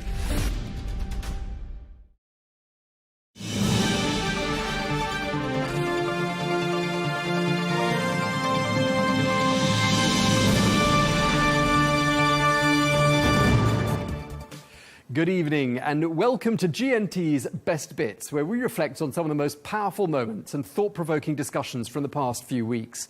From interviews with global players to intense conversations that made us question the world around us, tonight we bring you the highlights.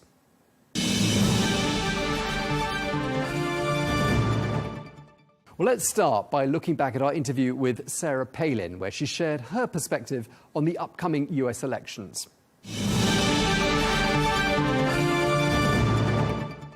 I'm joined now by the former governor of Alaska and Republican vice president nominee, Sarah Palin. Great to see you. And I know this might seem like old hat because it's a few days ago now, the debate, but people still mulling it over. So let's just start with your thoughts on how it went, especially for Trump.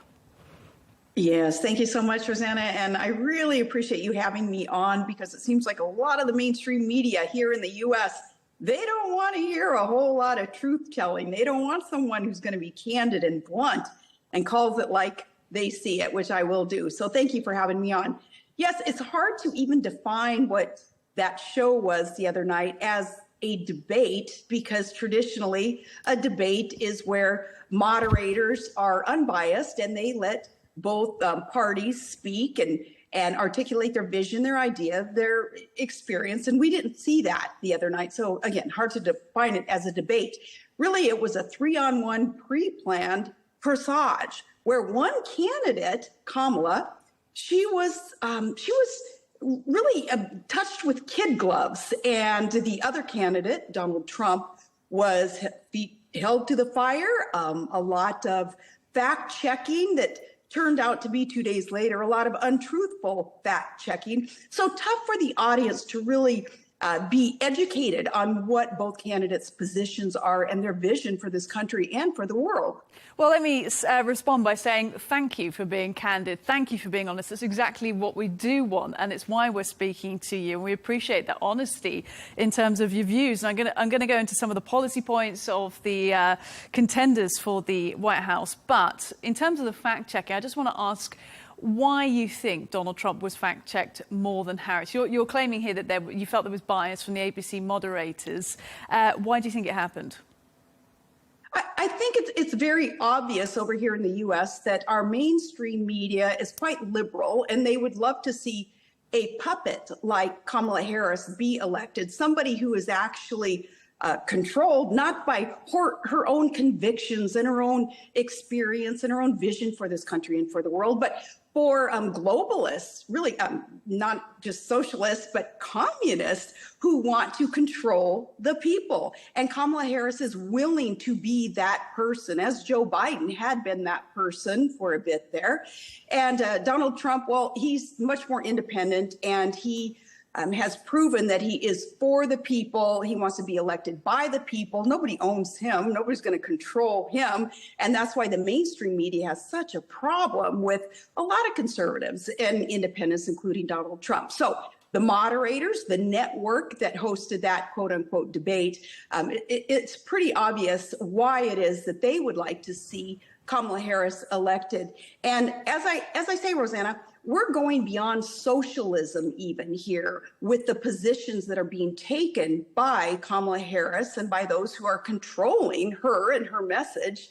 And we're going to head into communism here in America if things don't go the right way in this upcoming election.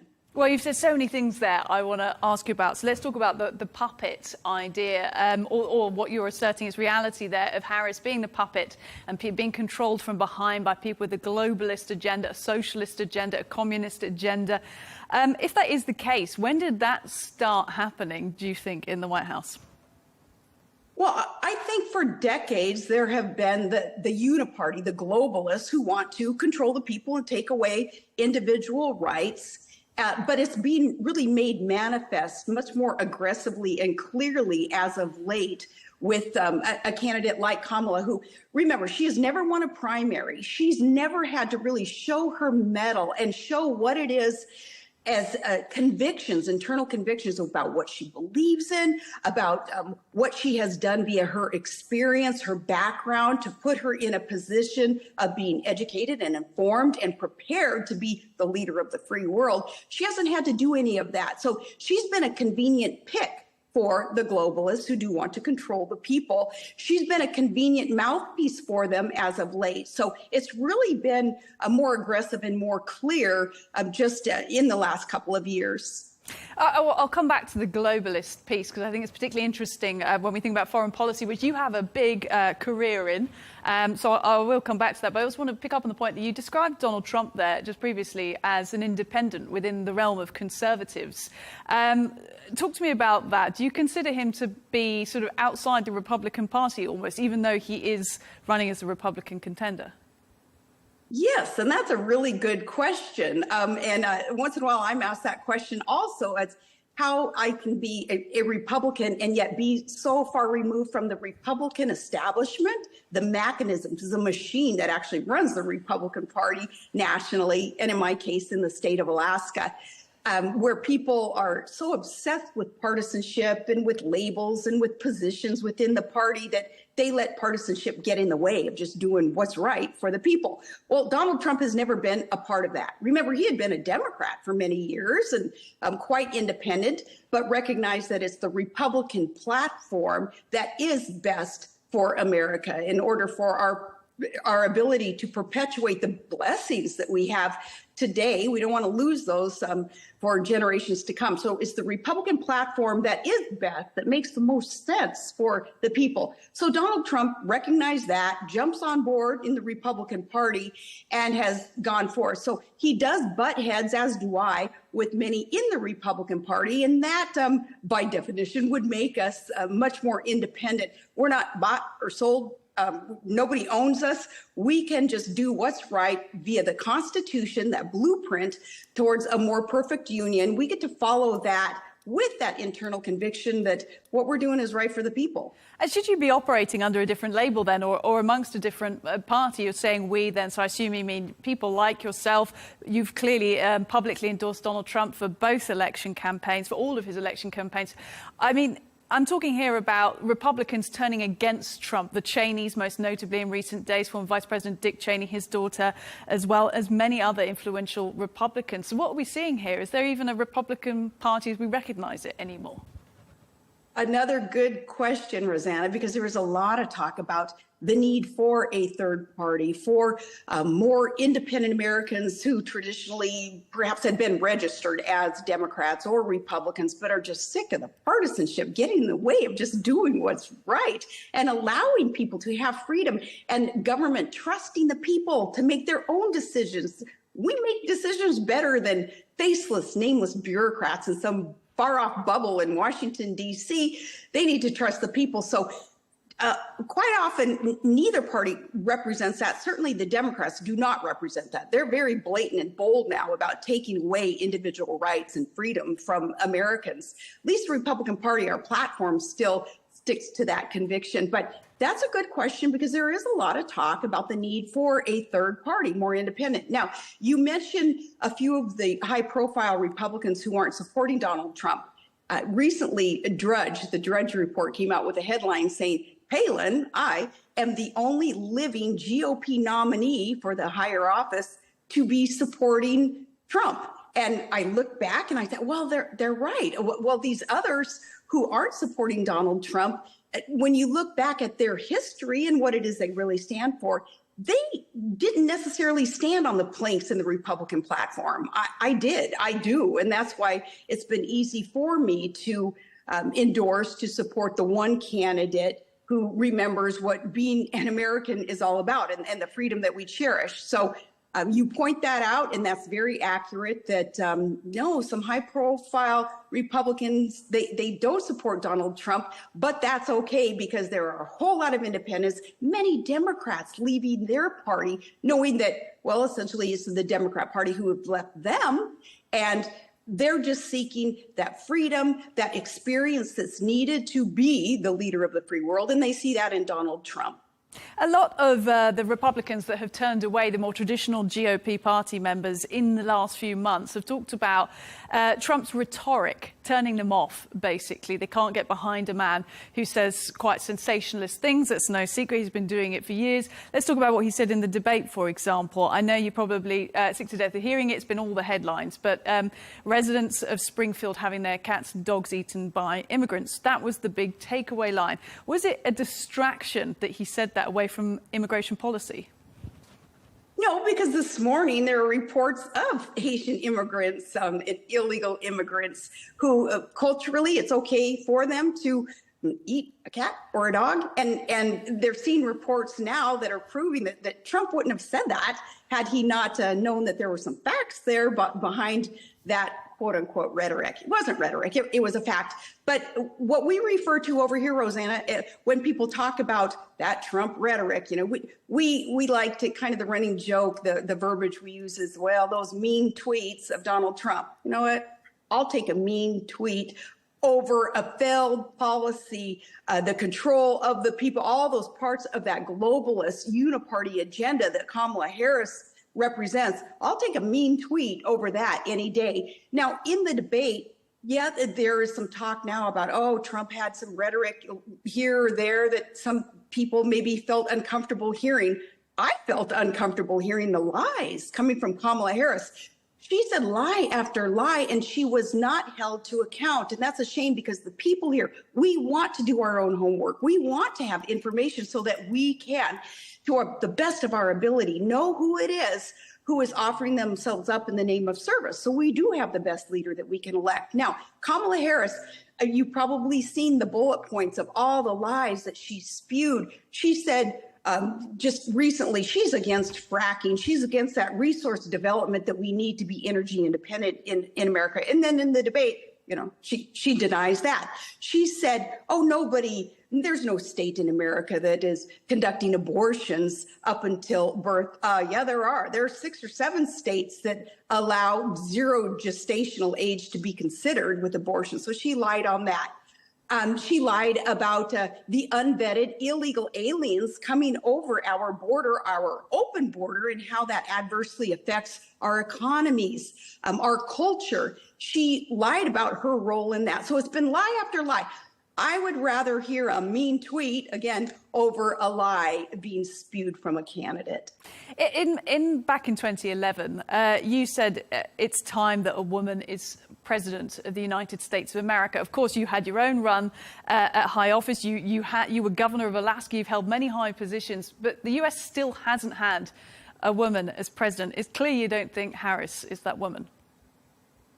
No, doggone it. You know, I do. I would love to see a woman president in the U.S., and it can't be Kamala Harris. No, she's ill-equipped. She's not qualified and very ill-prepared. So, no, she should not be our first female president. And that's what I mean when I refer to the debate, quote-unquote debate the other night, where one candidate was touched with kid gloves, and the other one, there was harsher treatment of him. Unfortunately, it was the female candidate whom I believe people thought, oh, you know, you got to kind of back off. Don't hold her to account.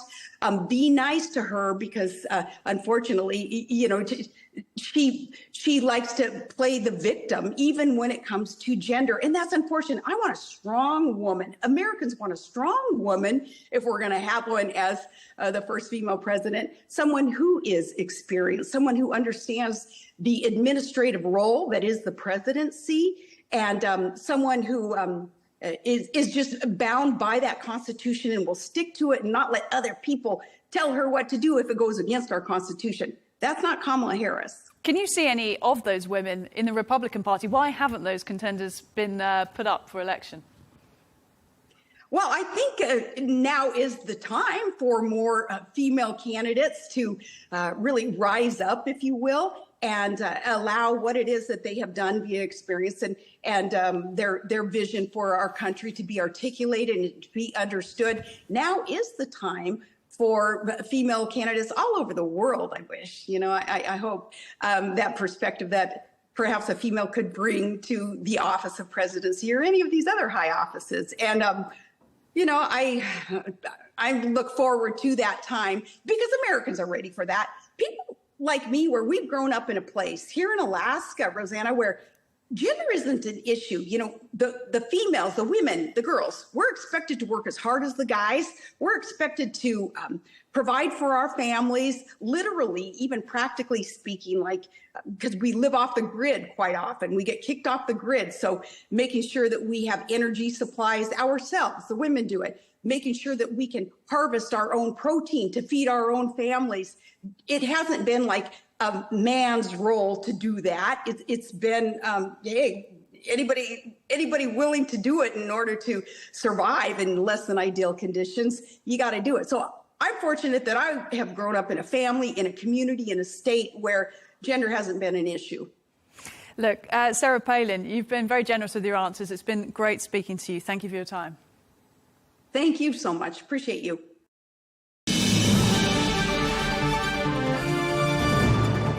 So I'm joined now by Professor Martin Luther King III, a human rights advocate and son of the iconic civil rights leader, Dr. Martin Luther King Jr., who was sadly assassinated 56 years ago. Thank you very much indeed for joining us here on Al Arabiya News. Great to have you with us. Can I just start by asking for your reaction to these two attempts on Donald Trump's life in as many months? Well, I think, first of all, a climate has been created, and it's very tragic that in the process of a political election, that violence is attempting to be engaged in. And I think we all have to examine what is going on in our society that dictates this kind of tragic behavior. And I also think that everyone needs to speak up when something like this happens, because political violence, period, should not have a place in our society or world. However, it does exist.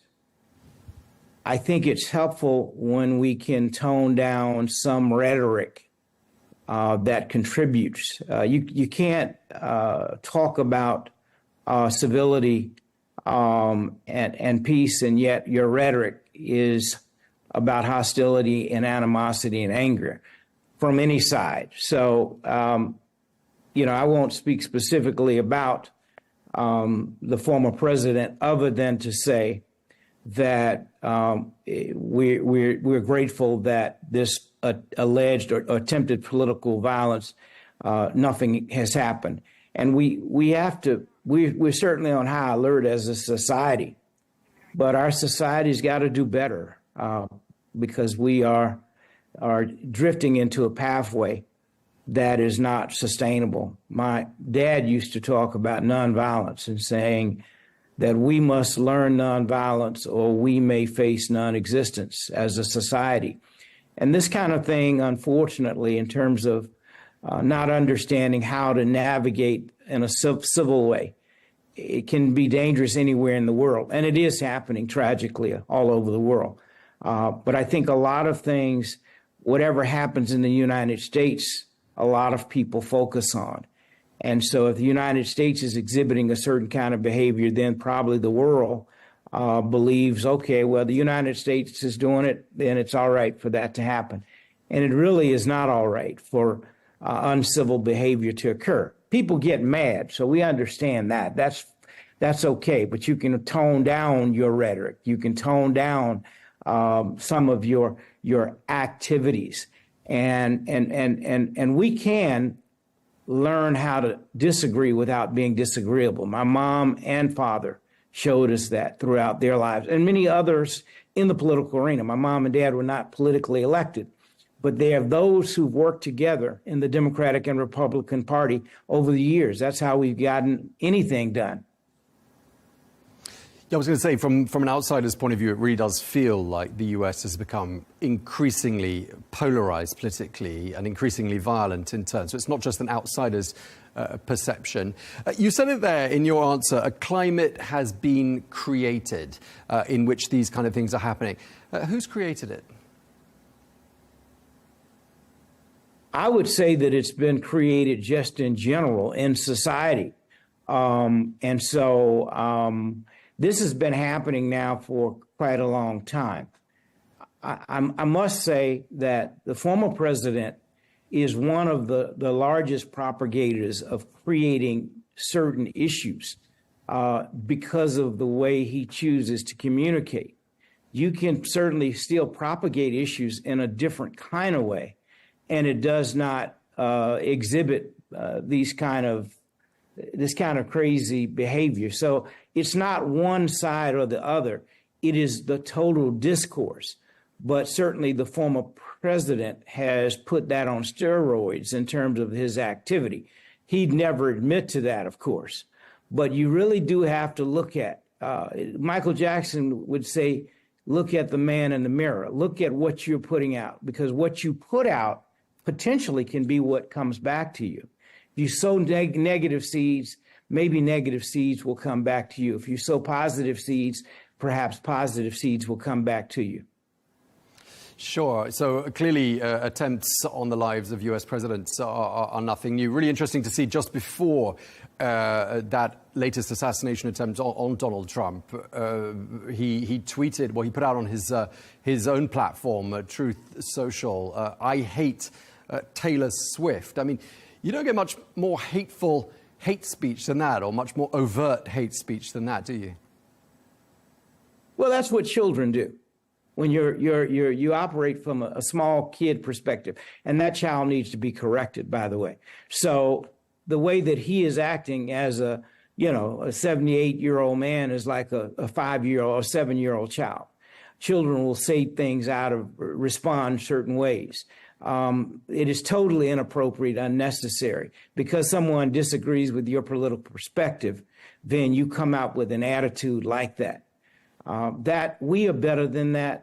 We have to rise above. And if you're going to be a leader, you have to rise above, because everybody's not going to agree with you. Leadership is responsible for bringing people together, even when you disagree. What's been the nature of your encounters with Donald Trump? How many times, and what's been the mood like on the occasions that you've actually crossed paths? I've only met him over the years 2 or 3, maybe 3 or 4 times. And 2 of those times were before he ran for president, and one of those times was the day before he was inaugurated, which happened to be the King holiday back in 2016. Actually, it was 2017. January 2017. And at that time, it was a very interesting meeting. I thought it was instructive. We were meeting about expanding voting rights. He had said that once he was actually in the Oval Office, he was going to invite us back and we would talk more about it. But that never happened, because he was not really interested in voting rights and expanding voting rights. He changed the topic to voter fraud, and had been attempting to prove that fraud existed since that time. There still is very little fraud in the United States elections, less than 1%. Yes, we must clean up wherever fraud exists, if it exists. But there's not, we have created laws since that time that he was elected that make it much more difficult for people to vote, much more challenging for the precious right that we all should have. So he never was really interested, obviously, in voter expansion and voting, unless the expansion was for something that directly was going to benefit him. So I've not had any other conversations with him. I think that, whomever is the president, we must be engaged with. My father met with every president who served when he was involved in leadership, from President Eisenhower and Vice President Nixon to President Kennedy and Vice President Lyndon Baines Johnson to President Johnson and Vice President Humphrey. Those were all the vice presidents and vice presidents during his tenure. One was Republican, that's Eisenhower and Nixon, and the other 2 presidents were Democratic. And he met with all of them. And I think, again, in leadership, you always have to meet with whomever is the head of state. You have to be willing to engage in the issues that you have concern about for the people of our nation. I mean, what happened on Sunday must have automatically brought back in your mind traumatic memories of what happened 56 years ago. What did go through your mind? Well, I think the first thing was understanding what is happening. So I didn't filter it that way because there was not an actual shooting that we could see. It was described as a shooting, and everybody wants to know, well, really what did happen. A gun was in place, a camera and other things were found, and a person was apprehended. Now, none of that did you know at first. When you first hear an assassination attempt, you wonder, what does this mean? That this has happened once before, and it looks like there's an attempt again. And what is it that is being done that creates this? And again, I think the tragedy from my perspective is that this climate is tolerated and accepted. That's why everybody has a responsibility to stand up and say, this is unacceptable ever. This is never acceptable, and it must never happen. I will say that in a climate where you have everybody can get and anybody can get guns and you have no regulations, it allows this to fester and grow. And we've got to do a better job of how weapons are dispersed and engaged. How anybody can get a gun. That's problematic, and many or some don't seem to realize that. It's fine for responsible gun owners to have guns. I think that these weapons are very specific type of weapons that have been talked about recently, which are assault weapons. Why does a person need an assault weapon, a weapon that can fire 100 bullets in so many seconds? That's kind of insane. And the definition of insanity is doing nothing or doing the same thing and expecting a different result. We have to change that by our behavior. We need to look at what kind of additional laws need to be put in place. Just carrying on, if you'll allow me, talking about your father and what happened more than half a century ago. You were a little boy of 10 when your father was assassinated. What do you actually remember about that day? Well, I remember actually watching the evening news at 7 p.m. On April 4th of 1968, 56 years ago. And I remember it being announced at about 7:05 p.m. that Dr. Martin Luther King has just been shot. Obviously, your heart sinks and you are frantic. I remember the four of us, we were all in the front room in our den, meaning my siblings and I, and we ran back to Mom and Dad's room, and Mom was preparing to go to Memphis to be with our dad. I remember all of that as if it was yesterday. The commotion, the many people who just started coming to our home. And I remember that whole period, which was obviously a very dark and difficult period for us. I remember a few days after Dad was killed, my mother went to Memphis to lead a march that he was to have led. And she took the three older ones of us, my older sister Yolanda, and my younger brother Dexter, and I. Bernice, my younger sister, stayed in Atlanta. And we came back. That was on April 8th. He was killed April 4th. April 9th, he was eulogized and his funeral took place. But my mother continued in that tradition and led that march. And no one had been captured for his murder. And so I remember almost each one of those days what happened, not every moment of the day. I was hoping that it was just a bad dream, but every day when I would awaken, that bad dream became tragic reality. It's been just over 60 years since that iconic speech, "I Have a Dream." What do you think your father would make of the state of race relations in the United States in the 21st century? Well, he'd be very disappointed, but not deterred, because he understood that, you know, every victory that existed. I mean, the goal is to create a nation and world where freedom and justice and equality becomes real for all humankind.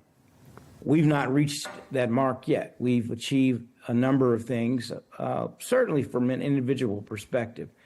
But when we look at a collective perspective in terms of disparities and poverty in America, when we look at the triple evils that he defined as the evil of poverty, the evil of racism, and the evil of violence and militarism, when you look at those triple evils, unfortunately, it feels as if we've not made the kind of progress that we should have.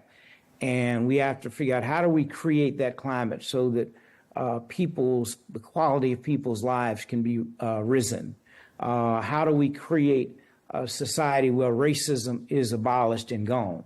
How do we create a society where poverty is reduced?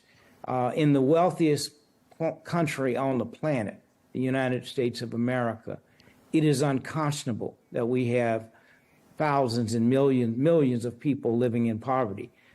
Some would say over 100 million people who are living at or below the poverty level. That is unacceptable in a country where people have trillion-dollar budgets. There are there's a federal budget that's trillions of dollars, and you have corporation budgets that are billions of dollars. And when you add that all collectively, it's a super amount of trillions of dollars. How do you justify having poverty? There's something wrong with that, and we have not focused on that issue. And we've got to address that, because our society will not be sustainable if we don't figure out at least how we reduce it significantly. The ability is there to do that. We just hadn't identified the will. When ability and will become one, it yields results. And in terms of fulfilling that dream that your father envisaged, do you think Kamala Harris is the sort of president who might be able to deliver?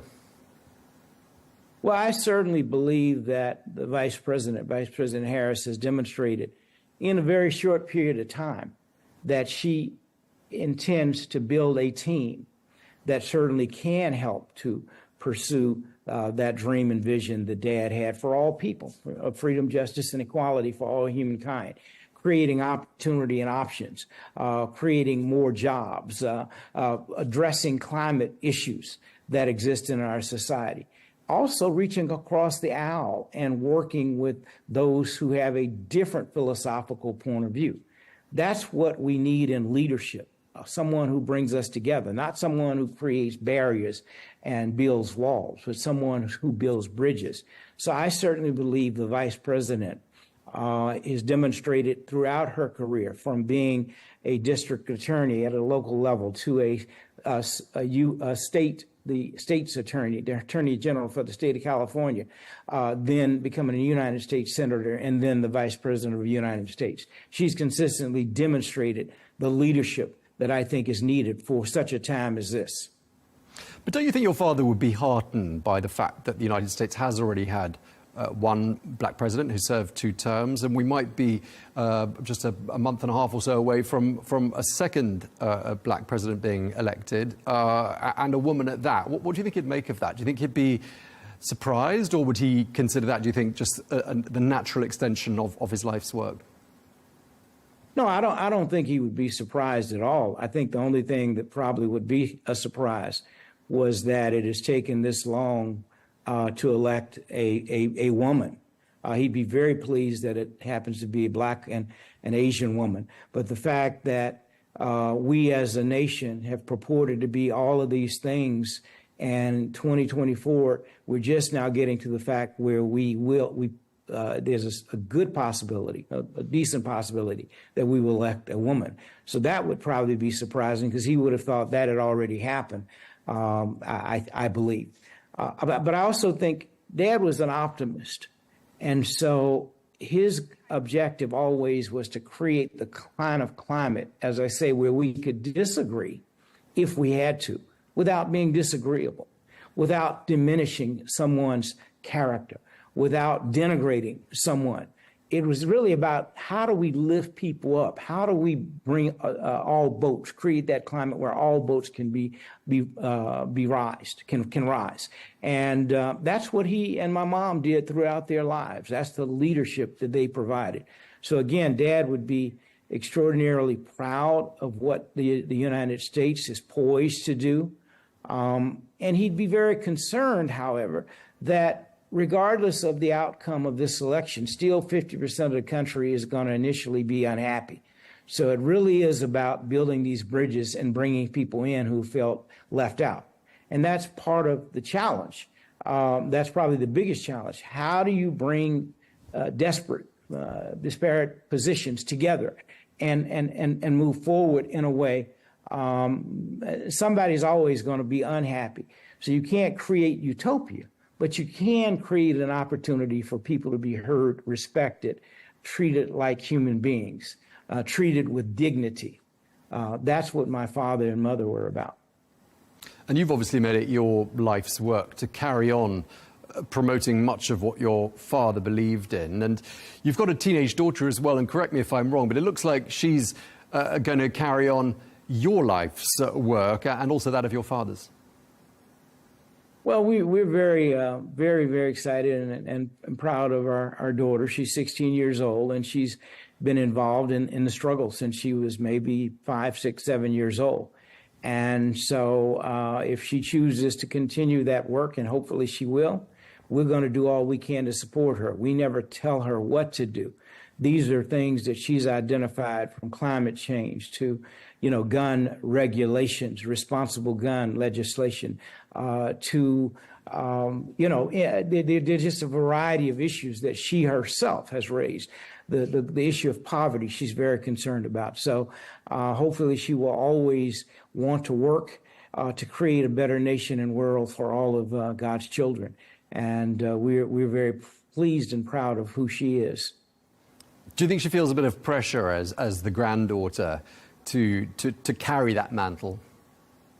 I'm sure she does, but she carries it very well so that it doesn't seem like it. One of the things she said some years ago was she was asked, does she want to continue to work with her grandparents and walk in their footsteps? And she said, yes, I want to do that, but I also want to make my own footsteps. So I thought as a kid to think about, these are things I want to do. Not that it's not a continuation of what my grandparents did. Yes, I would say there is pressure, but I think she navigates through it very well. She's right, isn't she? Because, of course, the world in 2024 is, significantly different than it was in the 1960s. So she's talking more about an extension rather than a copy-paste of her grandfather's and her father's legacy. Well, that's correct. She has so many ideas. She's extraordinarily creative, and she's collaborative. And that's a good trait to always have when you inherently want to work with others. Leadership does demand that you make sometimes difficult decisions. But if you're able to make those decisions in conjunction with others and help others to come around to certain positions, I think that's a good thing. Now, this might not be true, so correct me if I'm wrong if it isn't, but when you were born, your mother was reportedly concerned that it would be a burden for you to carry the name that you've carried, and you've had more than 60 years now to reflect on this as a thinking human being. Has this been a burden for you? So, I never looked at it as a burden from a young age. I think my mother liberated me. And what I mean by that is she said, Martin, you don't have to go to Morehouse College. You don't have to become a minister. You don't have to become a civil and human rights activist. Just be your best self, and we will support you. I ended up going to Morehouse College. I have been involved in civil and human rights. So some of the things that she said, I don't have to do unless you want to. I chose those paths.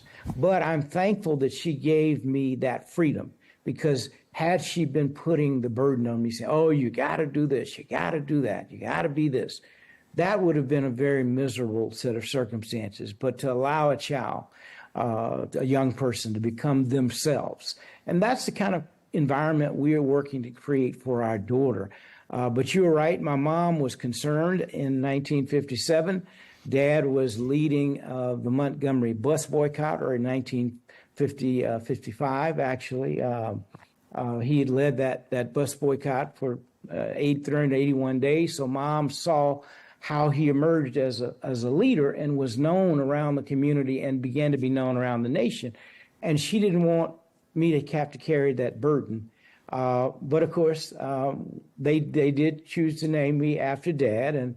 And you know, I think she prepared me as best I can. So I always tried to look at it as a blessing and not a burden. I think it's your frame of perspective and reference, because if you think about what is a burden, that's the way you act. But if you think about the many blessings that are derived from using your platform in a positive way, that's wonderful. Okay, we're going to have to leave it there. It's been a real pleasure talking to you. Thank you so much. Martin Luther King III, human rights advocate and son of the iconic civil rights leader, Dr. Martin Luther King Jr. Thank you very much indeed for speaking to Al Arabiya News.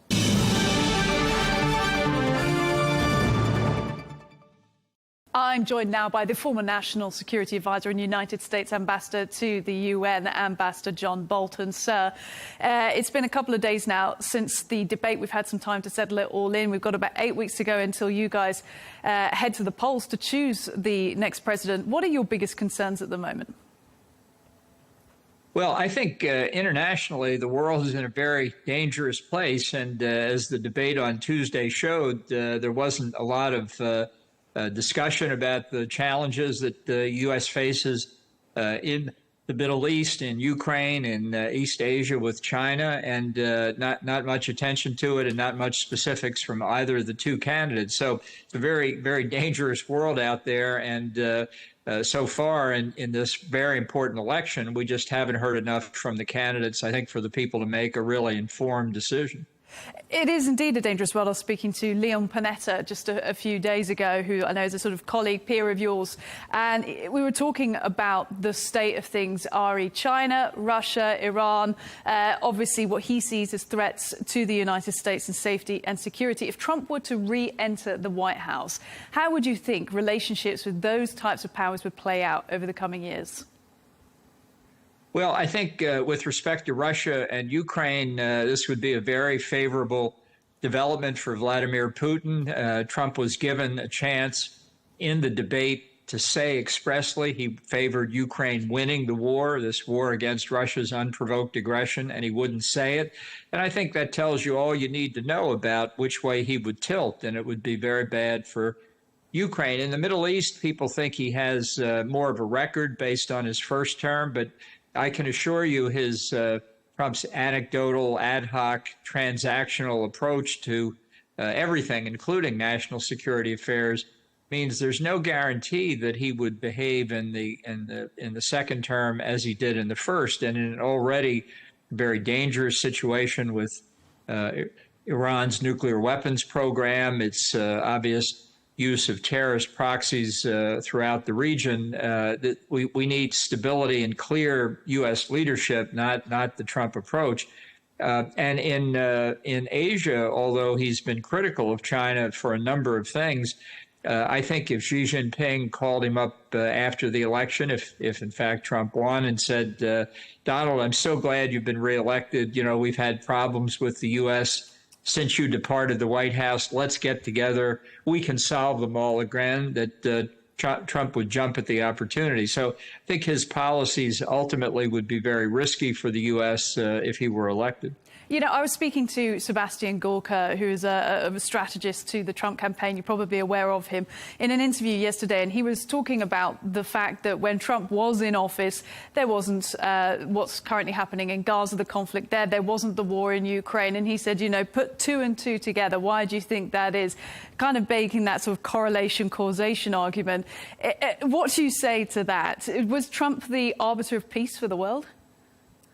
No, look, that's Trump's standard line, and he said the war in Ukraine wouldn't have happened if he'd been reelected. The current war in the Middle East wouldn't have happened, and on and on. Who knows? It's a statement that's neither provable nor disprovable. And, you know, I think what the Russians were waiting for in the last year and a half of the Trump administration after the famous phone call with Zelensky was they were waiting through the COVID pandemic and waiting to see what a second Trump term would look like. But we could have easily seen a reprise of what has already happened. And I think the same applies in many other circumstances. Trump simply says, what Biden did, I would have done the opposite. And that's hardly a policy, and it hardly recognizes there are actually a few things that happen in the world that are not dependent on the United States. Extraordinary to imagine, yeah. I mean, but of course, economic, military superpower, what happens in the US has ramifications elsewhere. Look, you've touched on Russia a fair bit already. Talk to me about what's visibly happening in terms of the way that Russia's interacting with this new election, the invisible stuff aside, but the supposed endorsement that Putin gave to Harris. What did you make of that? Well, I think that's classic, I would say, communist desinformatia in the Russian word. It's disinformation. It allows Trump to say Putin has endorsed my opponent, even though it's pretty clear to me that Putin would love to see Trump reelected. He thinks he's an easy mark. He thinks he can get what he wants from Trump. But he's smart enough, obviously, not to say that in open channels. And he would like to see Trump. That's what they're trying to do with their covert operations. There are a lot of countries, Iran, North Korea, China as well, trying to influence the U.S. election through covert means. It's a very serious threat to our democracy and I think other democracies around the world. And hopefully we're combating them in cyberspace. But I think people in the U.S. and really more broadly need to understand that the totalitarian governments of the world are trying to fight an asymmetric war against countries that they want to subvert. But look, Trump bigs himself up about his relationship with North Korea, with being able to deal with people like Vladimir Putin. Is there anything to that in terms of getting those sort of what are sometimes called strongmen in a room with someone like Trump? Well, you know, Trump says openly that he thinks his personal relations with the head of state, particularly of American adversaries, are an exact description of the state-to-state relationships between the United States and that other country, North Korea or whatever. That's completely wrong. There's certainly a role for personal relations in international affairs, but these hard men, Putin, Xi, Kim, they know what their national interests are, and that's what they pursue. They're not pursuing personal relations. I've been in rooms with Trump and all three of them at different times and know them otherwise. Look, I think they believe Trump is a laughing fool and they will take advantage of him accordingly. And that's dangerous for the United States, obviously. Former U.S. National Security Advisor John Bolton, thank you very much for your time. Thanks for having me.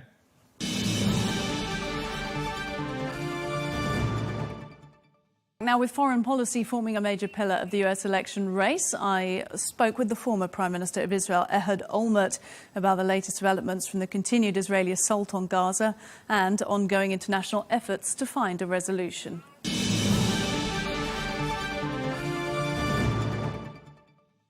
I'm now joined by the former Prime Minister of Israel, Ehud Olmert. Thank you for your time. So, look, we're almost a year on from the events of October 7th. Did you ever think that we would be at this point, about 11 months later, with conflict still raging, some hostages still in captivity and some hostages killed? No, not really. I have to say that I thought, and I said 8 months ago, that At that time, we should have stopped the war. We have achieved almost everything that we could have achieved in a military operation such as this, with all the underground city, which is enormously difficult to fight with. And I thought that the longer we continue, the more likely we are going to lose many of the hostages. And unfortunately, we are now almost a year after October 7th. And we have a very small number of the original number of the hostages still alive. So I think it's a total failure, the Israeli government. No strategy, no vision, no political vision, no military planning, nothing. I mean, you've been very clear in your words about the current Israeli government. You called Netanyahu and his government a gang recently. In an op-ed for Haaretz, you argued that their ultimate aim is the purging of the West Bank of Palestinians. You use words like Armageddon. Do you stand by those words, and what kind of response have you had to them? Entirely.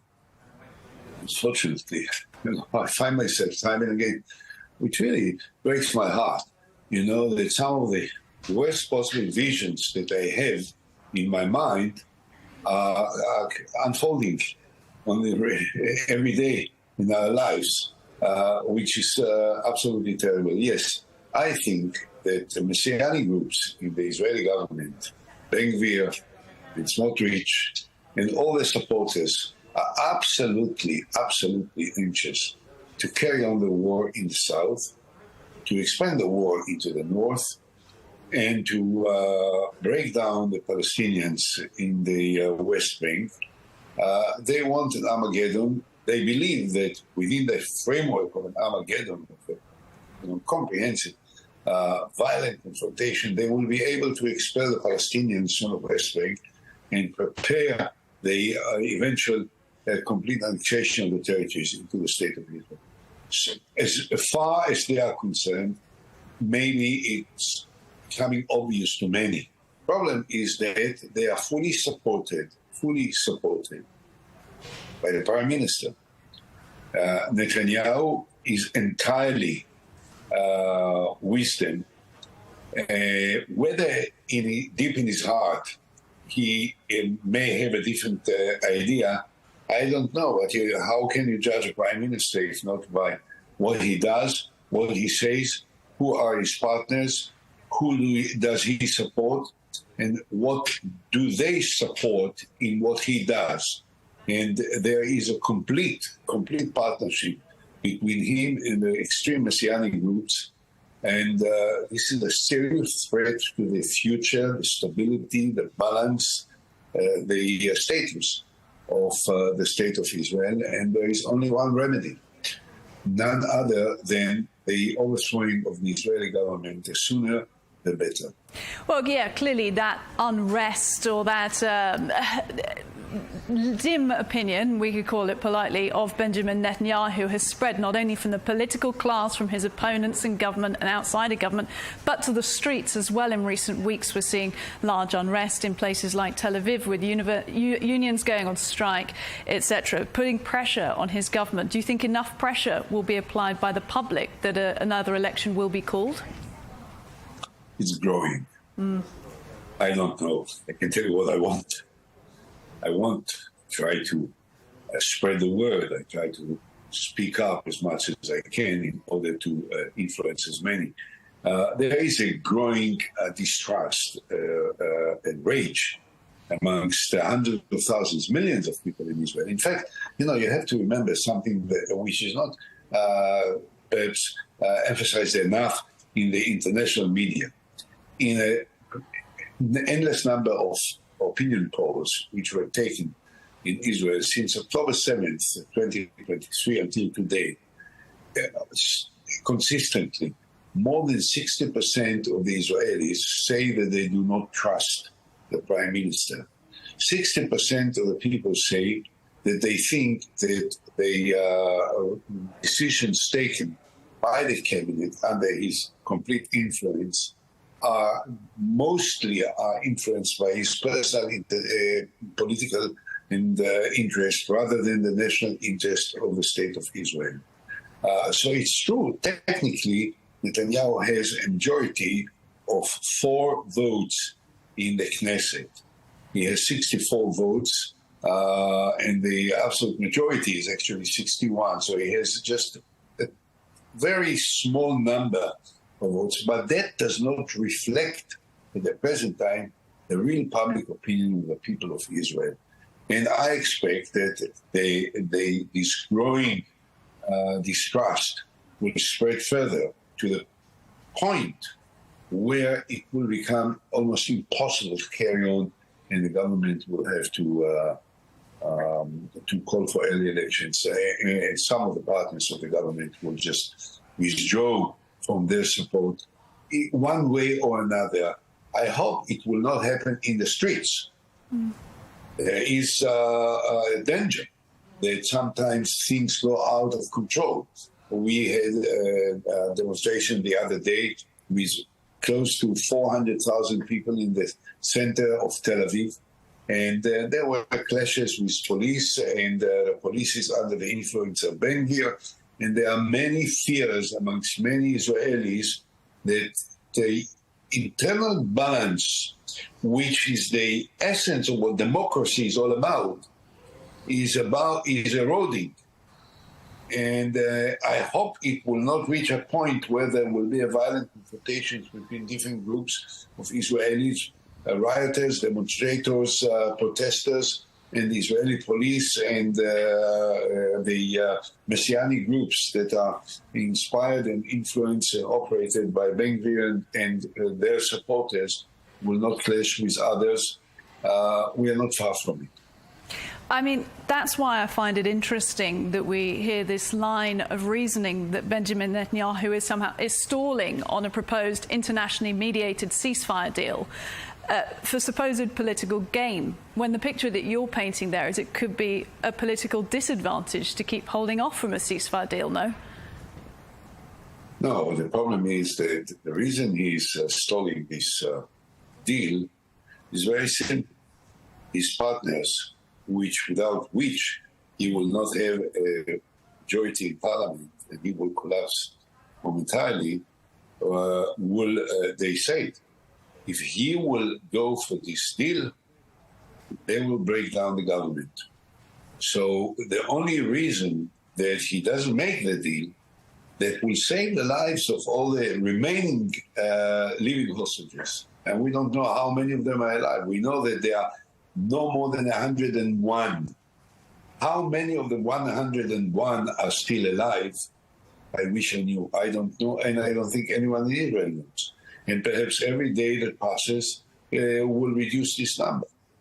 So the reason why Netanyahu doesn't make this deal is very simple. Ben-Gvir and Smotrich say that if there will be a deal, there will not be a government.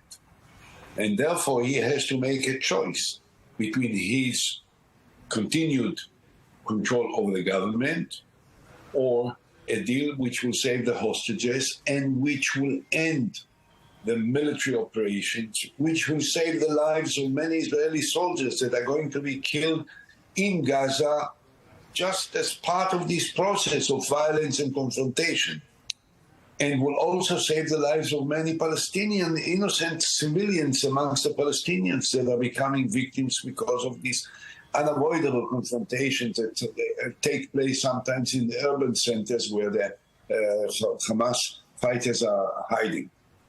So this is the choice.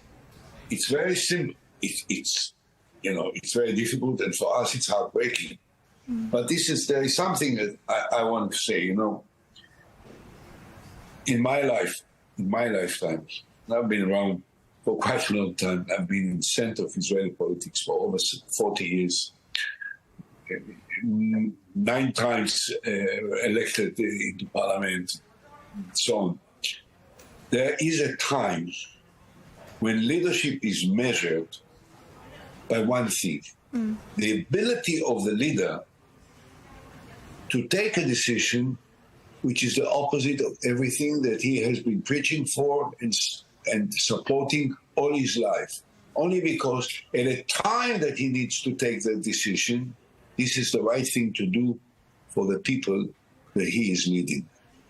And this was the greatness of Churchill, and the greatness of de Gaulle, and the greatness of Menachem Begin, and the greatness of Yitzhak Rabin, and the greatness of Ariel Sharon.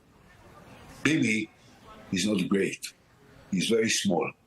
He's very small. He pretends, he believes that he is a Churchill guy, but he's not even Chamberlain. Well, as you say, that would take giving up a narrative, something you've preached for, something you have stuck to for so many years, something you have surrounded yourself with in your own government and cabinet, and it would take that sort of bravery to step away from that narrative and change it to do what you think is right now. Tell me this, though, sir, if you don't mind, Mr. Olmert. How much is Netanyahu's government listening to those outside of the government, like yourself, like others? I mean, you reportedly signed this agreement with the nephew of former Palestinian Authority President Yasser Arafat back in July, talking about working together to promote peace in the Middle East using the 1967 borders as a basis. Do you think there's any hope at all that your plans, that discussion is being listened to? I didn't say anything to Arafat. I issued the joint statement with the nephew of Arafat, of Dr. Nasser Kilwa, but this is not something I'm going to discuss now. This is something that we are going to make a joint appearance later this month, and we will talk about it. But if you ask me whether the Israelis, the cabinet ministers, listen to me, the answer is very simple: no.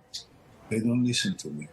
They don't listen to anything other than they are captives of their own obsessions and rhetorics and pettiness and aggression and messianic dreams.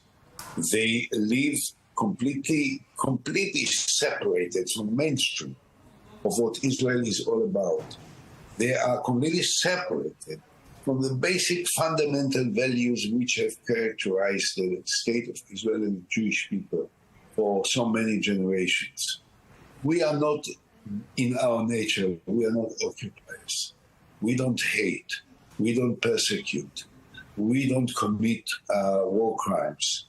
We are tolerant, and we are prepared to compromise with our adversaries and our enemies. We know how to fight, and when necessary we fight, and there was no question that we had to destroy the military power of Hamas because of the terrible, terrible atrocities that they have committed against our people and the danger that they have established for the future of the Middle East at all and the state of Israel. But we are far away from where we were supposed to be at the beginning. We destroyed our military power, mostly. And now it's the time to think about the future, to offer a political vision, to end the war, save the hostages, to pull out from Gaza, to start negotiations for a comprehensive peace between us and the Palestinians. But unfortunately, considering the present circumstances, this will mean the end of the political future of Netanyahu and a group of thugs which surround him and encircle him. And therefore, they wouldn't listen to me. They wouldn't listen to the voice of reason. They wouldn't listen to the voice of compromise and compassion, because that will bring an end to their political careers. And for them, this is the most important thing. So with that in mind, I'm just interested to end by asking why you give interviews like this now. Are you hoping that they will listen, or are you speaking to a different audience? No, I speak for the people of Israel, to the majority of the people of Israel. Yeah, of course, those who will disagree with me. But I'll tell you something, I measure it every day. I walk in the streets, I go to a restaurant, I go to a store, I meet with people. A number of people that come to me and say, you speak for us, against those who curse me, is maybe one who curses me for every 100 that come to me and want to hug me and to thank me for what I say.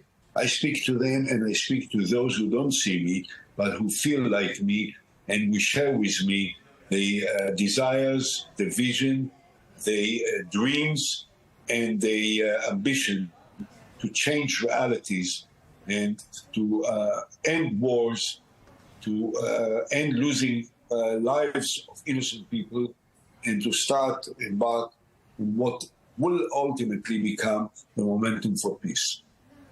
Former Prime Minister of Israel, Ehud Olmert, thank you very much for your time. Thank you.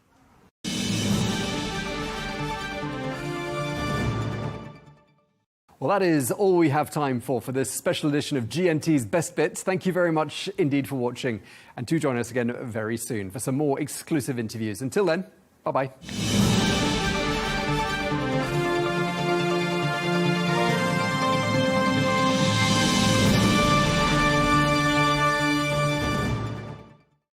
In a world driven by constant change, understanding the news has never been more essential. At Al Arabiya News, we go beyond the headlines, bringing you the stories that matter from every corner of the globe. With trusted journalism and deep insights, we provide you with the context and analysis that help you see the full picture. From the latest breaking news to in-depth coverage of global events. And conversations with those shaping the future. We deliver the knowledge and perspectives you need. Al Arabiya News, where knowledge meets perspective.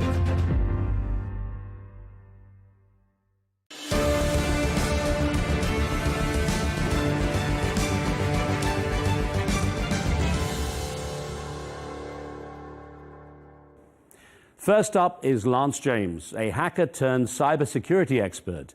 He uncovered the Zeus virus, which stole more than $100 million from users of infected computers. Through his digital detective work, he's become known as a cyber Sherlock Holmes. When I met him in New York, he shared insights on a dark and dangerous world that few of us know, but a world to which all of us are vulnerable.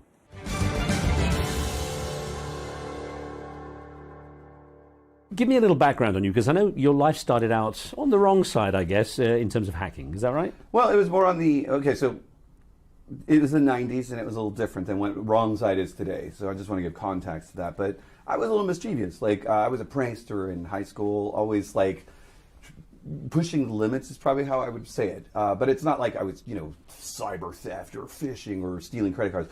I got a little bit of, I liked hacking and curious and playing around with back then on the internet, it was before there was a lot of GUI or UI and pretty stuff. And they had all these open Unix systems, which is an operating system before Windows was even a thing. And yeah, sometimes I would play around and find a server at NASA or this or that. And it was really kind of like a sport. It wasn't like that. And then I'd leave a note, hey, by the way, I found this. And in my mind, when you're a young kid, you justify that you're being a good guy. But in their mind, from their perspective, because I've worked on that side now, they're like, holy crap, I just got hacked. And, and so it was one of those things where it was I just needed to not be in a small town and needed to actually get into the tech industry and get some good mentors. What were the consequences of those kind of things? Anything really bad happen? Yeah, I did get in a little bit of trouble. I dealt with a judge in a court and, such like that. I was very lucky, though. I had the community. I had, I used to play organ for the church that I was at. I was an Anglican. So I was kind of well known in our small community. And so they actually kind of helped out, and it was kind of more of a slap on the wrist and scared me and woke me up. Even the minister came to me and even swore at me, talked my language as a teenager. And if I'm being honest, I feel when I look back at the way hackers are and what drives them, I always have the saying, we're insecure because we're insecure. And I look back at my life, and I've seen this even in patterns today because I track bad guys or, hackers, and we've even helped some of them get on the right path, is that it comes down to kind of some people are drugs and alcohol for adrenaline, or this feeling of dopamine. And for mine, it was an adrenaline thing. It was and I wanted to fit in. I wanted to look like a magician. I wanted to look like I was cool, right? And it got carried away. I didn't, and it's easier to disassociate and not realize you're committing a crime or doing something dumb. And that's challenging sometimes when you're young. So when did you leave the dark side and go to the force? I'd always call it gray. It wasn't fully, but it was grayish. The gray side. I did it with a smile.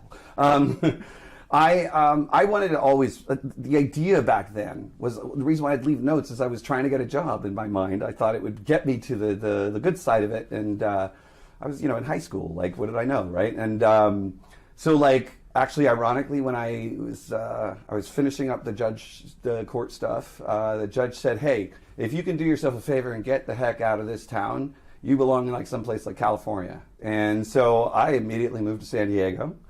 And I actually focused on two things: my music work, just because you're young, and why not try that out? Because I was a trained violinist, piano all my life, and then I got a tech job.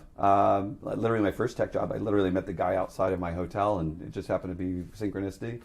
And he's like, "I'll pick you up tomorrow, $15 an hour," and it started from there. So yeah. And how did it develop? Because you ended up doing you have ended up doing some really cool stuff. Let's get first on to dealing with the hacking. What kind of things happened there in terms of what you had to deal with?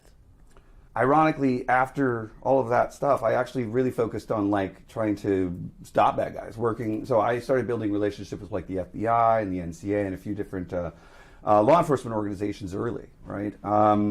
And some of the big ones, I worked Russia for a long time. Between 2001 and 2011, I really kind of focused around Russian malware and theft and espionage cases, right? There was one that there's a very famous in our circles, and depending on the audience, but like some of the cybersecurity folks out there in the audience will know the term Zeus malware, and Zeus is like the famous one. I discovered that in 2006, did the first reverse engineering of it, and it was stealing bank info from like thousands and thousands of people, and then it was like, we're actually more like hundreds of thousands. It was doing not just banks, governments in all different countries.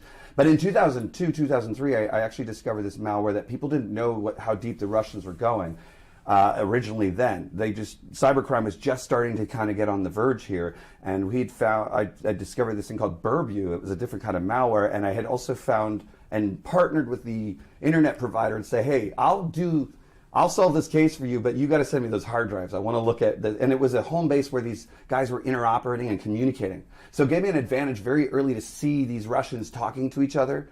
And that was kind of like the real start of like, wow, this is exciting stuff. And no one knew that they had laid themselves into some serious government networks. So of course there's a lot of talk. That's in 2002. Well, there's a lot of talk about state-sponsored hacking and so on. So when you say the Russians, are you talking about government or are you talking about individuals? Yeah, so that gets a little funny, right? Today things have changed, but so how it worked, I had pictures of the people that were involved, because remember, I had access to the hard drives that were their home base. So they did a lot of bragging. There was money involved, but Russia's had a complicated history in the after the fall, like Gorbachev and everything like this, the Cold War was ending. But in a weird way, and this is, just the politics of it, is that the West, America promised to help them with democracy. And in the reality, we probably went in for about a year or two and then just bounced out. We won by attrition, and that was really, I think, the thing. We didn't follow through. And so, at least in America, didn't follow through on that side.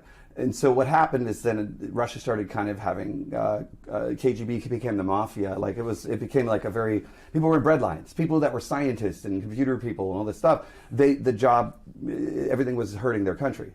What happens when poverty happens? Crime occurs, right? Like if you want to quote Nietzsche, right? So like essentially, these 17-year-olds that were good at this, these young kids, the mafia would then put pressure on them to pretty much break in and build malware and break into these systems. So, the kids would get a lot of money. And so there was a money side of it. There would be these phishing sites or these dark web type, before they called it dark web sites. They were anti-Semitic, they had Nazi signs, and they'd say, "In fraud we trust." So it was both business and national security stuff. For instance, think about it like as there was opportunity. So when I think of national security, I think it's mission-oriented, advanced. This back then it was closer to like opportunistic. No one had the military set up just yet. It was still falling apart, and so it was a process. So it was the KGB's like corruption was pretty much using this because they needed money. And so they went after money, but it's still a government operation. It just isn't what we would call national security the same way today. So play on in God we trust, in fraud we trust. Fraud we trust. Lance, what scale is the is the kind of cybercrime? I mean, we're talking billions?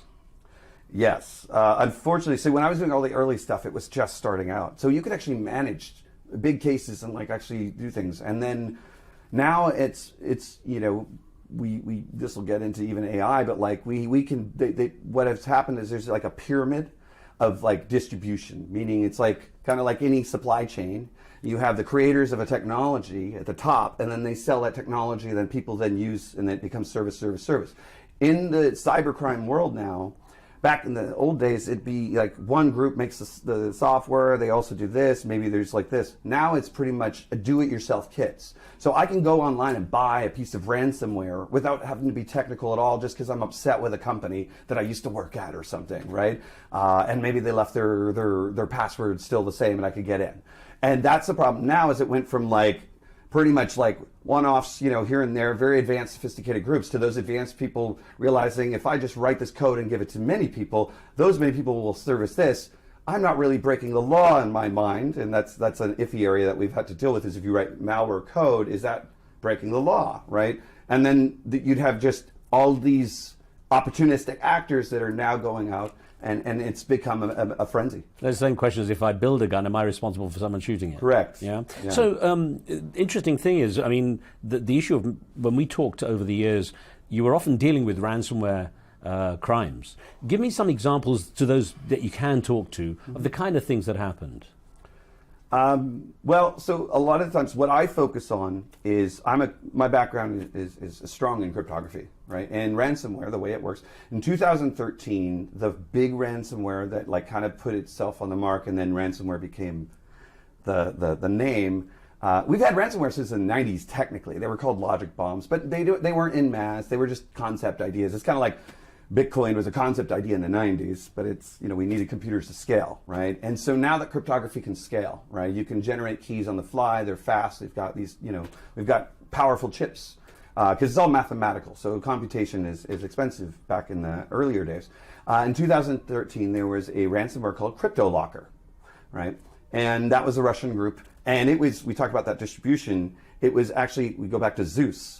There was a Zeus peer-to-peer version that was just designed. It was a different company. So think of these actors as different, running different like resellers or distribution companies, or I've got the ransomware, and then like the actors like trying to collect. It's an entire supply chain. So there was this Zeus peer-to-peer malware. It's kind of like the highway. They already have all these infected machines to get, you know, and they'll sell and say, hey, we've got all these machines. You want to get your ransomware on these machines? Just pay us for a fee, and we'll like give you access to 100,000, or like, and it comes almost like tiers. Like, do you want 1 million? Do you want to, you know, and pay this? It's almost like Stripe, right? You know, and like just go and put in your credit card and go. It's not obviously just that. It's usually like a different kind of payment system, but essentially something like that. So what happened when CryptoLocker hit, it's shocking to everybody, because it was like finally the day that all the security people in the background were always kind of waiting for, because we knew it was possible because of the way cryptography works.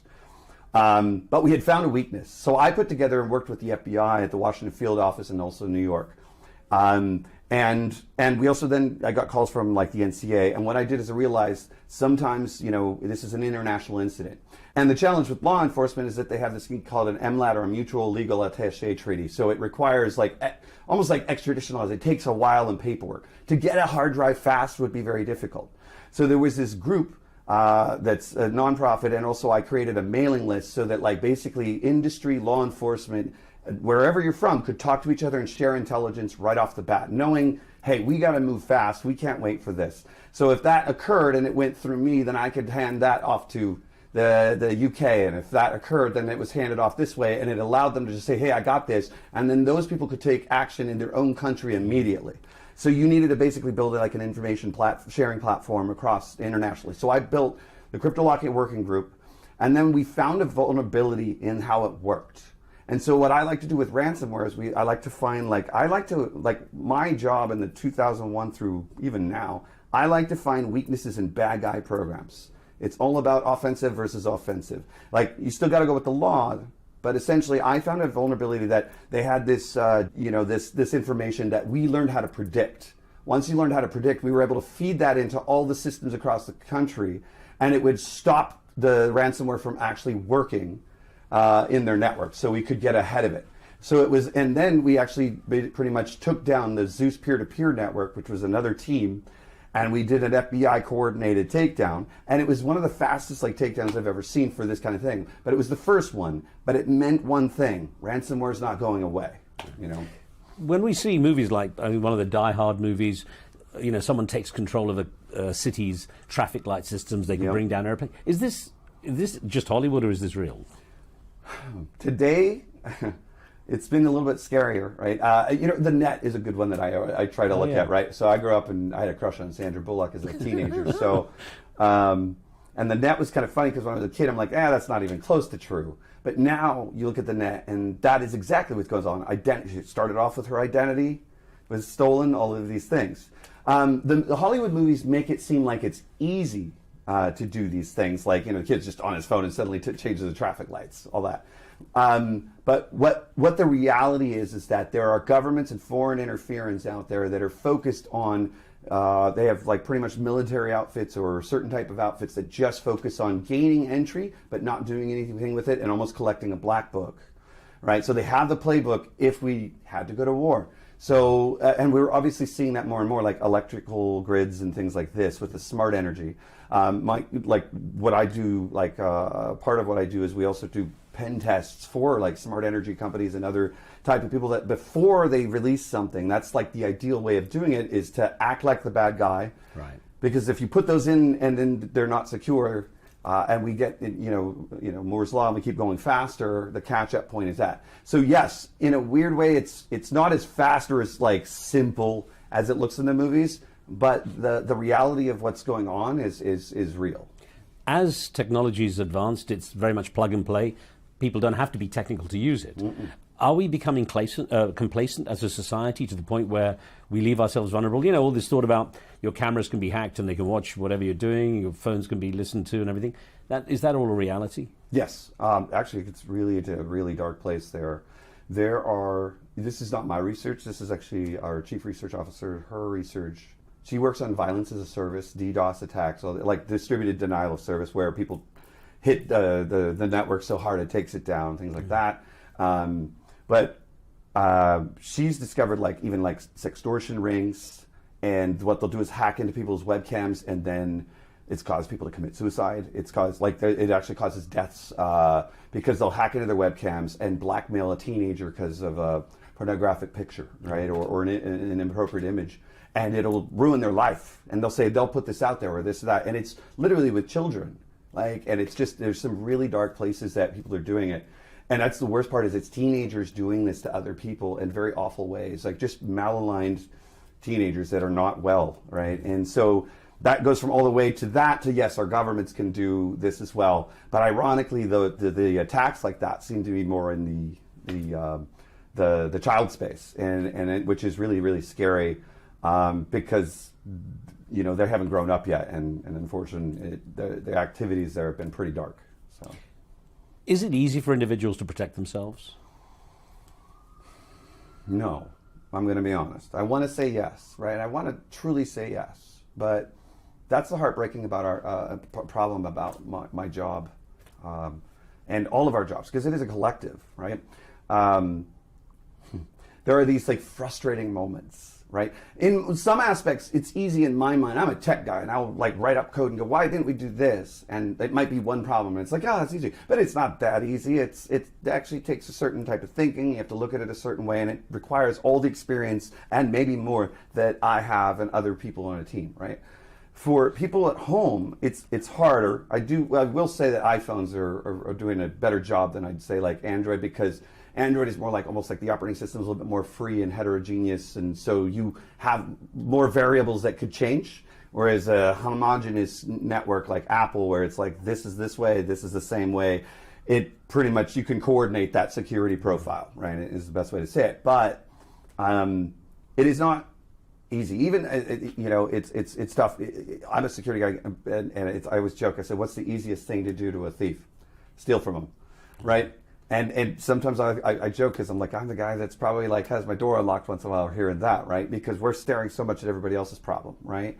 There are things you can do, however, and stuff. And it really comes down to kind of just being mindful and aware. but it's a bit of a rabbit hole. I wish there was better technologies for just generic homes. For instance, like kids. We have technologies that protect these enterprises from a good portion of attacks. That same technology could be used in their home to control their iPad that you put your kids on that play Roblox or whatever that game's called, or this or that, where you could turn it off for a bit, or you could have like a, kind of security protocols or a profile in it so it locks it, and monitoring for your kids so that you know if they're, and today with AI, you can actually use it to figure out if there's someone over age talking to your child or certain terminologies.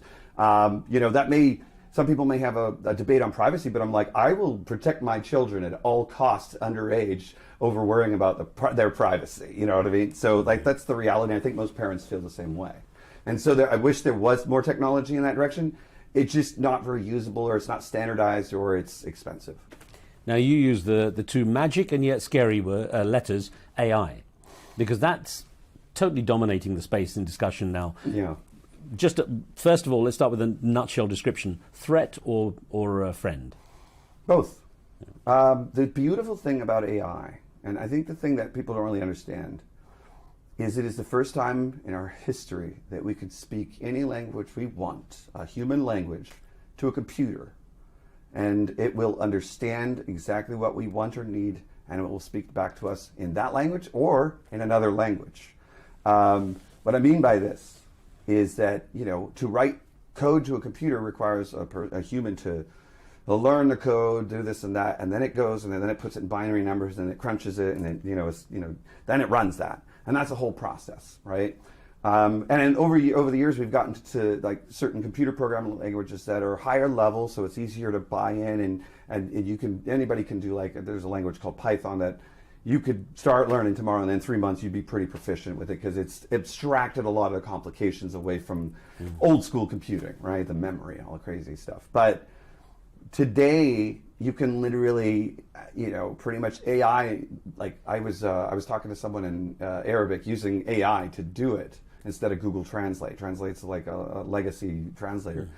And my friend saw the message. He goes, "I can hear your voice in this. It's some pretty impressive Arabic." And the reason why is, let me break down what AI is about. AI is what's called a large language model. And what it has done is essentially we've trained it on all of our language, both in many different languages. So it's a math problem that statistically can figure out how to speak, essentially, and think that we do. And ironically, I found some of the services like ChatGPT to be even more mindful than we are, more thoughtful. I thought it was rather funny. So basically, Lance, what's happening is it's your voice, the sound. It can mimic the sound of your voice in another language. Is that correct? It can do that.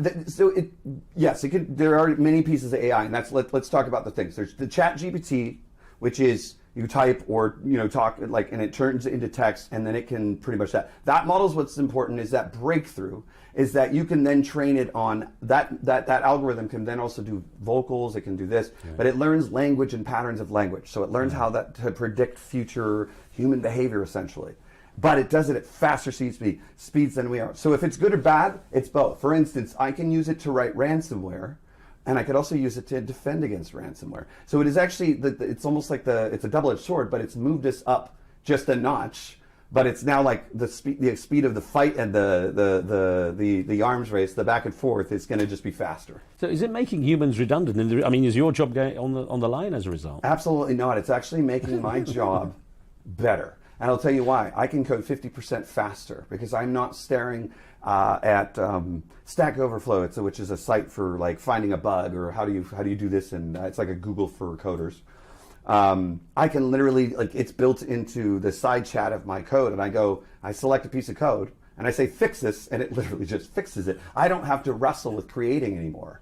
And for the engineering artist that's very picky about that, maybe they'll fear it. But for someone like me who's a CEO that also happens to like to code and create things very quickly, it's magical. I've been able to create things so quickly and have ideas from idea to fruition about 50% faster. So it allows me to finally do the human work I need to do instead of being like, I gotta spend my days figuring this out. On the issue of AI, I've been hearing stories more and more about people being scammed, where voices are copied. People, one person I know had, their daughter's voice mimicked so well that that person just gave up money thinking their daughter had been in an accident. I mean, it's pretty horrible stuff, scamming an older person in this case. But it's even being used in a broader sense, because recently there was Joe Biden, a robocall going out with Joe Biden's voice created by AI, saying not to take a particular vote. So take me through that. Yes. So what's scary is it's called AI voice cloning, right? Even Apple promotes it. You have the new M2s, and it'll let you train your voice, and you can type your speech, and it'll have your voice in it, and which is kind of scary. Yeah. So like. And also, some of these models only take 30 seconds of your voice and can work, right? Now, we've already heard of like where there's like a lot of phishing and attacks like this. This is common. So this is only going to open the door more for like scams. And there's also like Citibank scams, or, you know, like where it's like, hey, I need help, or send me money. And it only ups the trust, right? So how phishing and all of these scams work, it's all about like the higher you can develop misplaced trust and the better, you know, confidence in that, the scammer wins, right? Now, I do want to counter with that there are tools out there that also can counter and detect AI. And I think that we're just, the problem is we're going to have to start getting those aligned into our phone lines and phone systems. The problem is, and we always battle with the privacy problem. Well, you're listening to my calls, you know, things like that. So it'll have to be at the app side of it and figure this out. But the biggest challenge with AI cloning, and I'll give the audience some clues on to tell a little bit of the difference, is if you need to, one, just be a little bit more aware that this now exists. So when you're on a phone call with them, see if you can get their face. Right? Hey, FaceTime, this and that. Now that we have video calls immediately, you know, if you do have relatives, it would be good to have like a special code. When I was a kid, don't talk to strangers. I had a special code. It was pickle, right? So if a stranger was picking me up, but it was a friend of my parents, you know the code word, right? So it'd be good to now, like, you know, families have to think about this. Like if they're traveling abroad, you know, you got to think about your security anyways. So, hey, you know, if I'm stuck in that and I really do need money, that has happened. You got a code word, right? And you know that code word. So you want to use that. Secondly, there are inflections that it does not get very well. Under stress, it does not do the inflections that great. And so like try to realize that it, like the way it clones is that it like has it looks for the medium tone of your voice. Right. Like I'm an expressive human being. When I type those things out, it doesn't have that expression, just because it's trained on like just a standard set and probably a short amount of information, and then it can predict and create that same sound and what you would likely sound like. By the way, I sounded Australian in one that a friend sent me. Yeah. Oh, and also they're limited. Is that you have to have specific models for each accent. So there is still like, you know, areas that the AI voice cloning, like you'd have to do American ones, training systems for American ones. I was trying to make my own Jarvis with the actual Tony Stark UK Jarvis Iron voice. Man. And I was like, they didn't have great UK model ones. And when I did it in an American one, it would just translate it in like an American accent from this. And I'm like, oh, it's a challenge. So yeah. Are you surprised, being in this business for so long and having seen so much from the inside, are you surprised with the pace of development? Yes, I'm not gonna lie about that one. I'm surprised. I'm surprised and excited. I shouldn't be. I should be that security guy that's like, oh, there are more problems.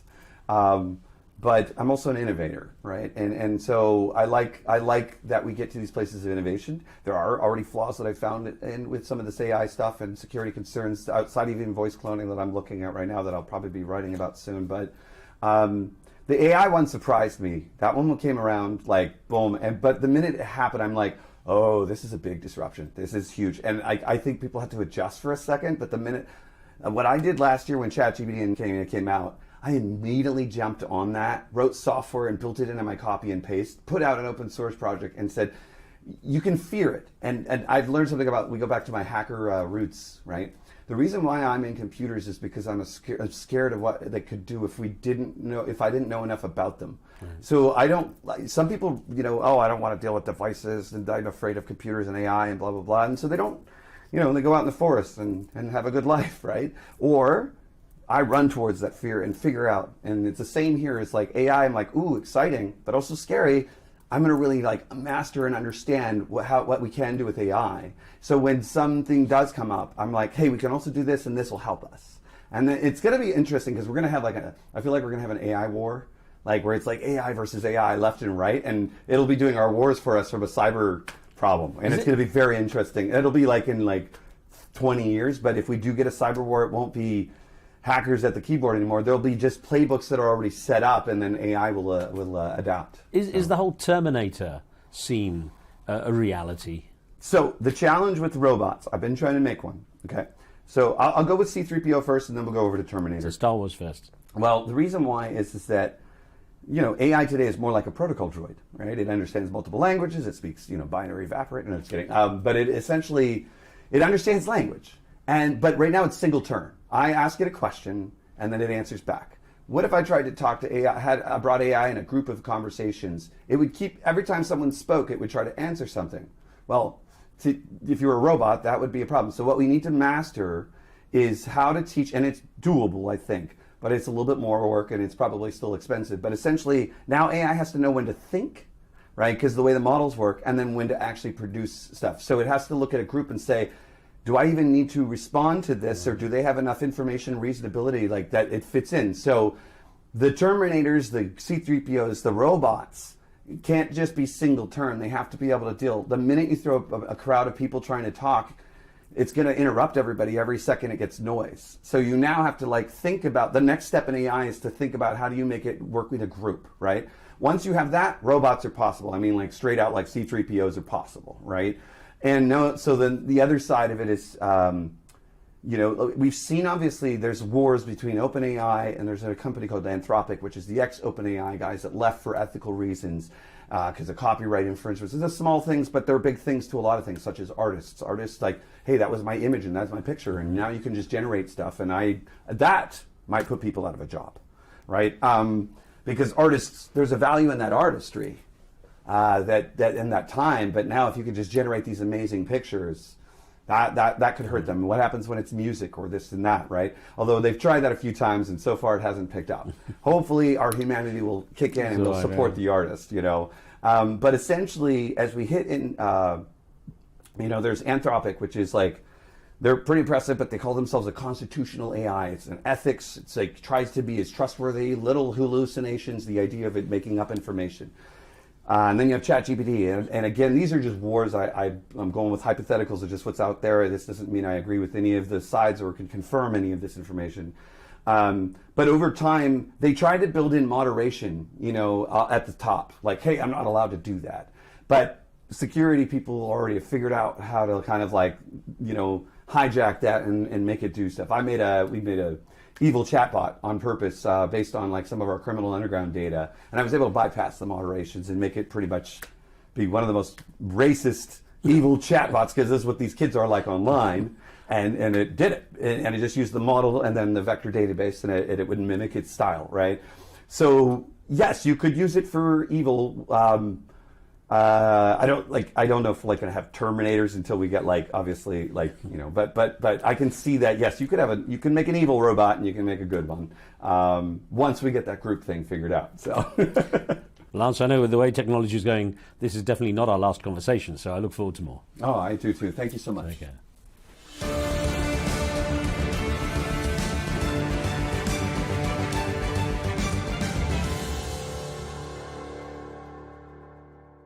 In a world driven by constant change, understanding the news has never been more essential. At Al Arabiya News, we go beyond the headlines, bringing you the stories that matter from every corner of the globe. With trusted journalism and deep insights, we provide you with the context and analysis that help you see the full picture. From the latest breaking news to in-depth coverage of global events. And conversations with those shaping the future. We deliver the knowledge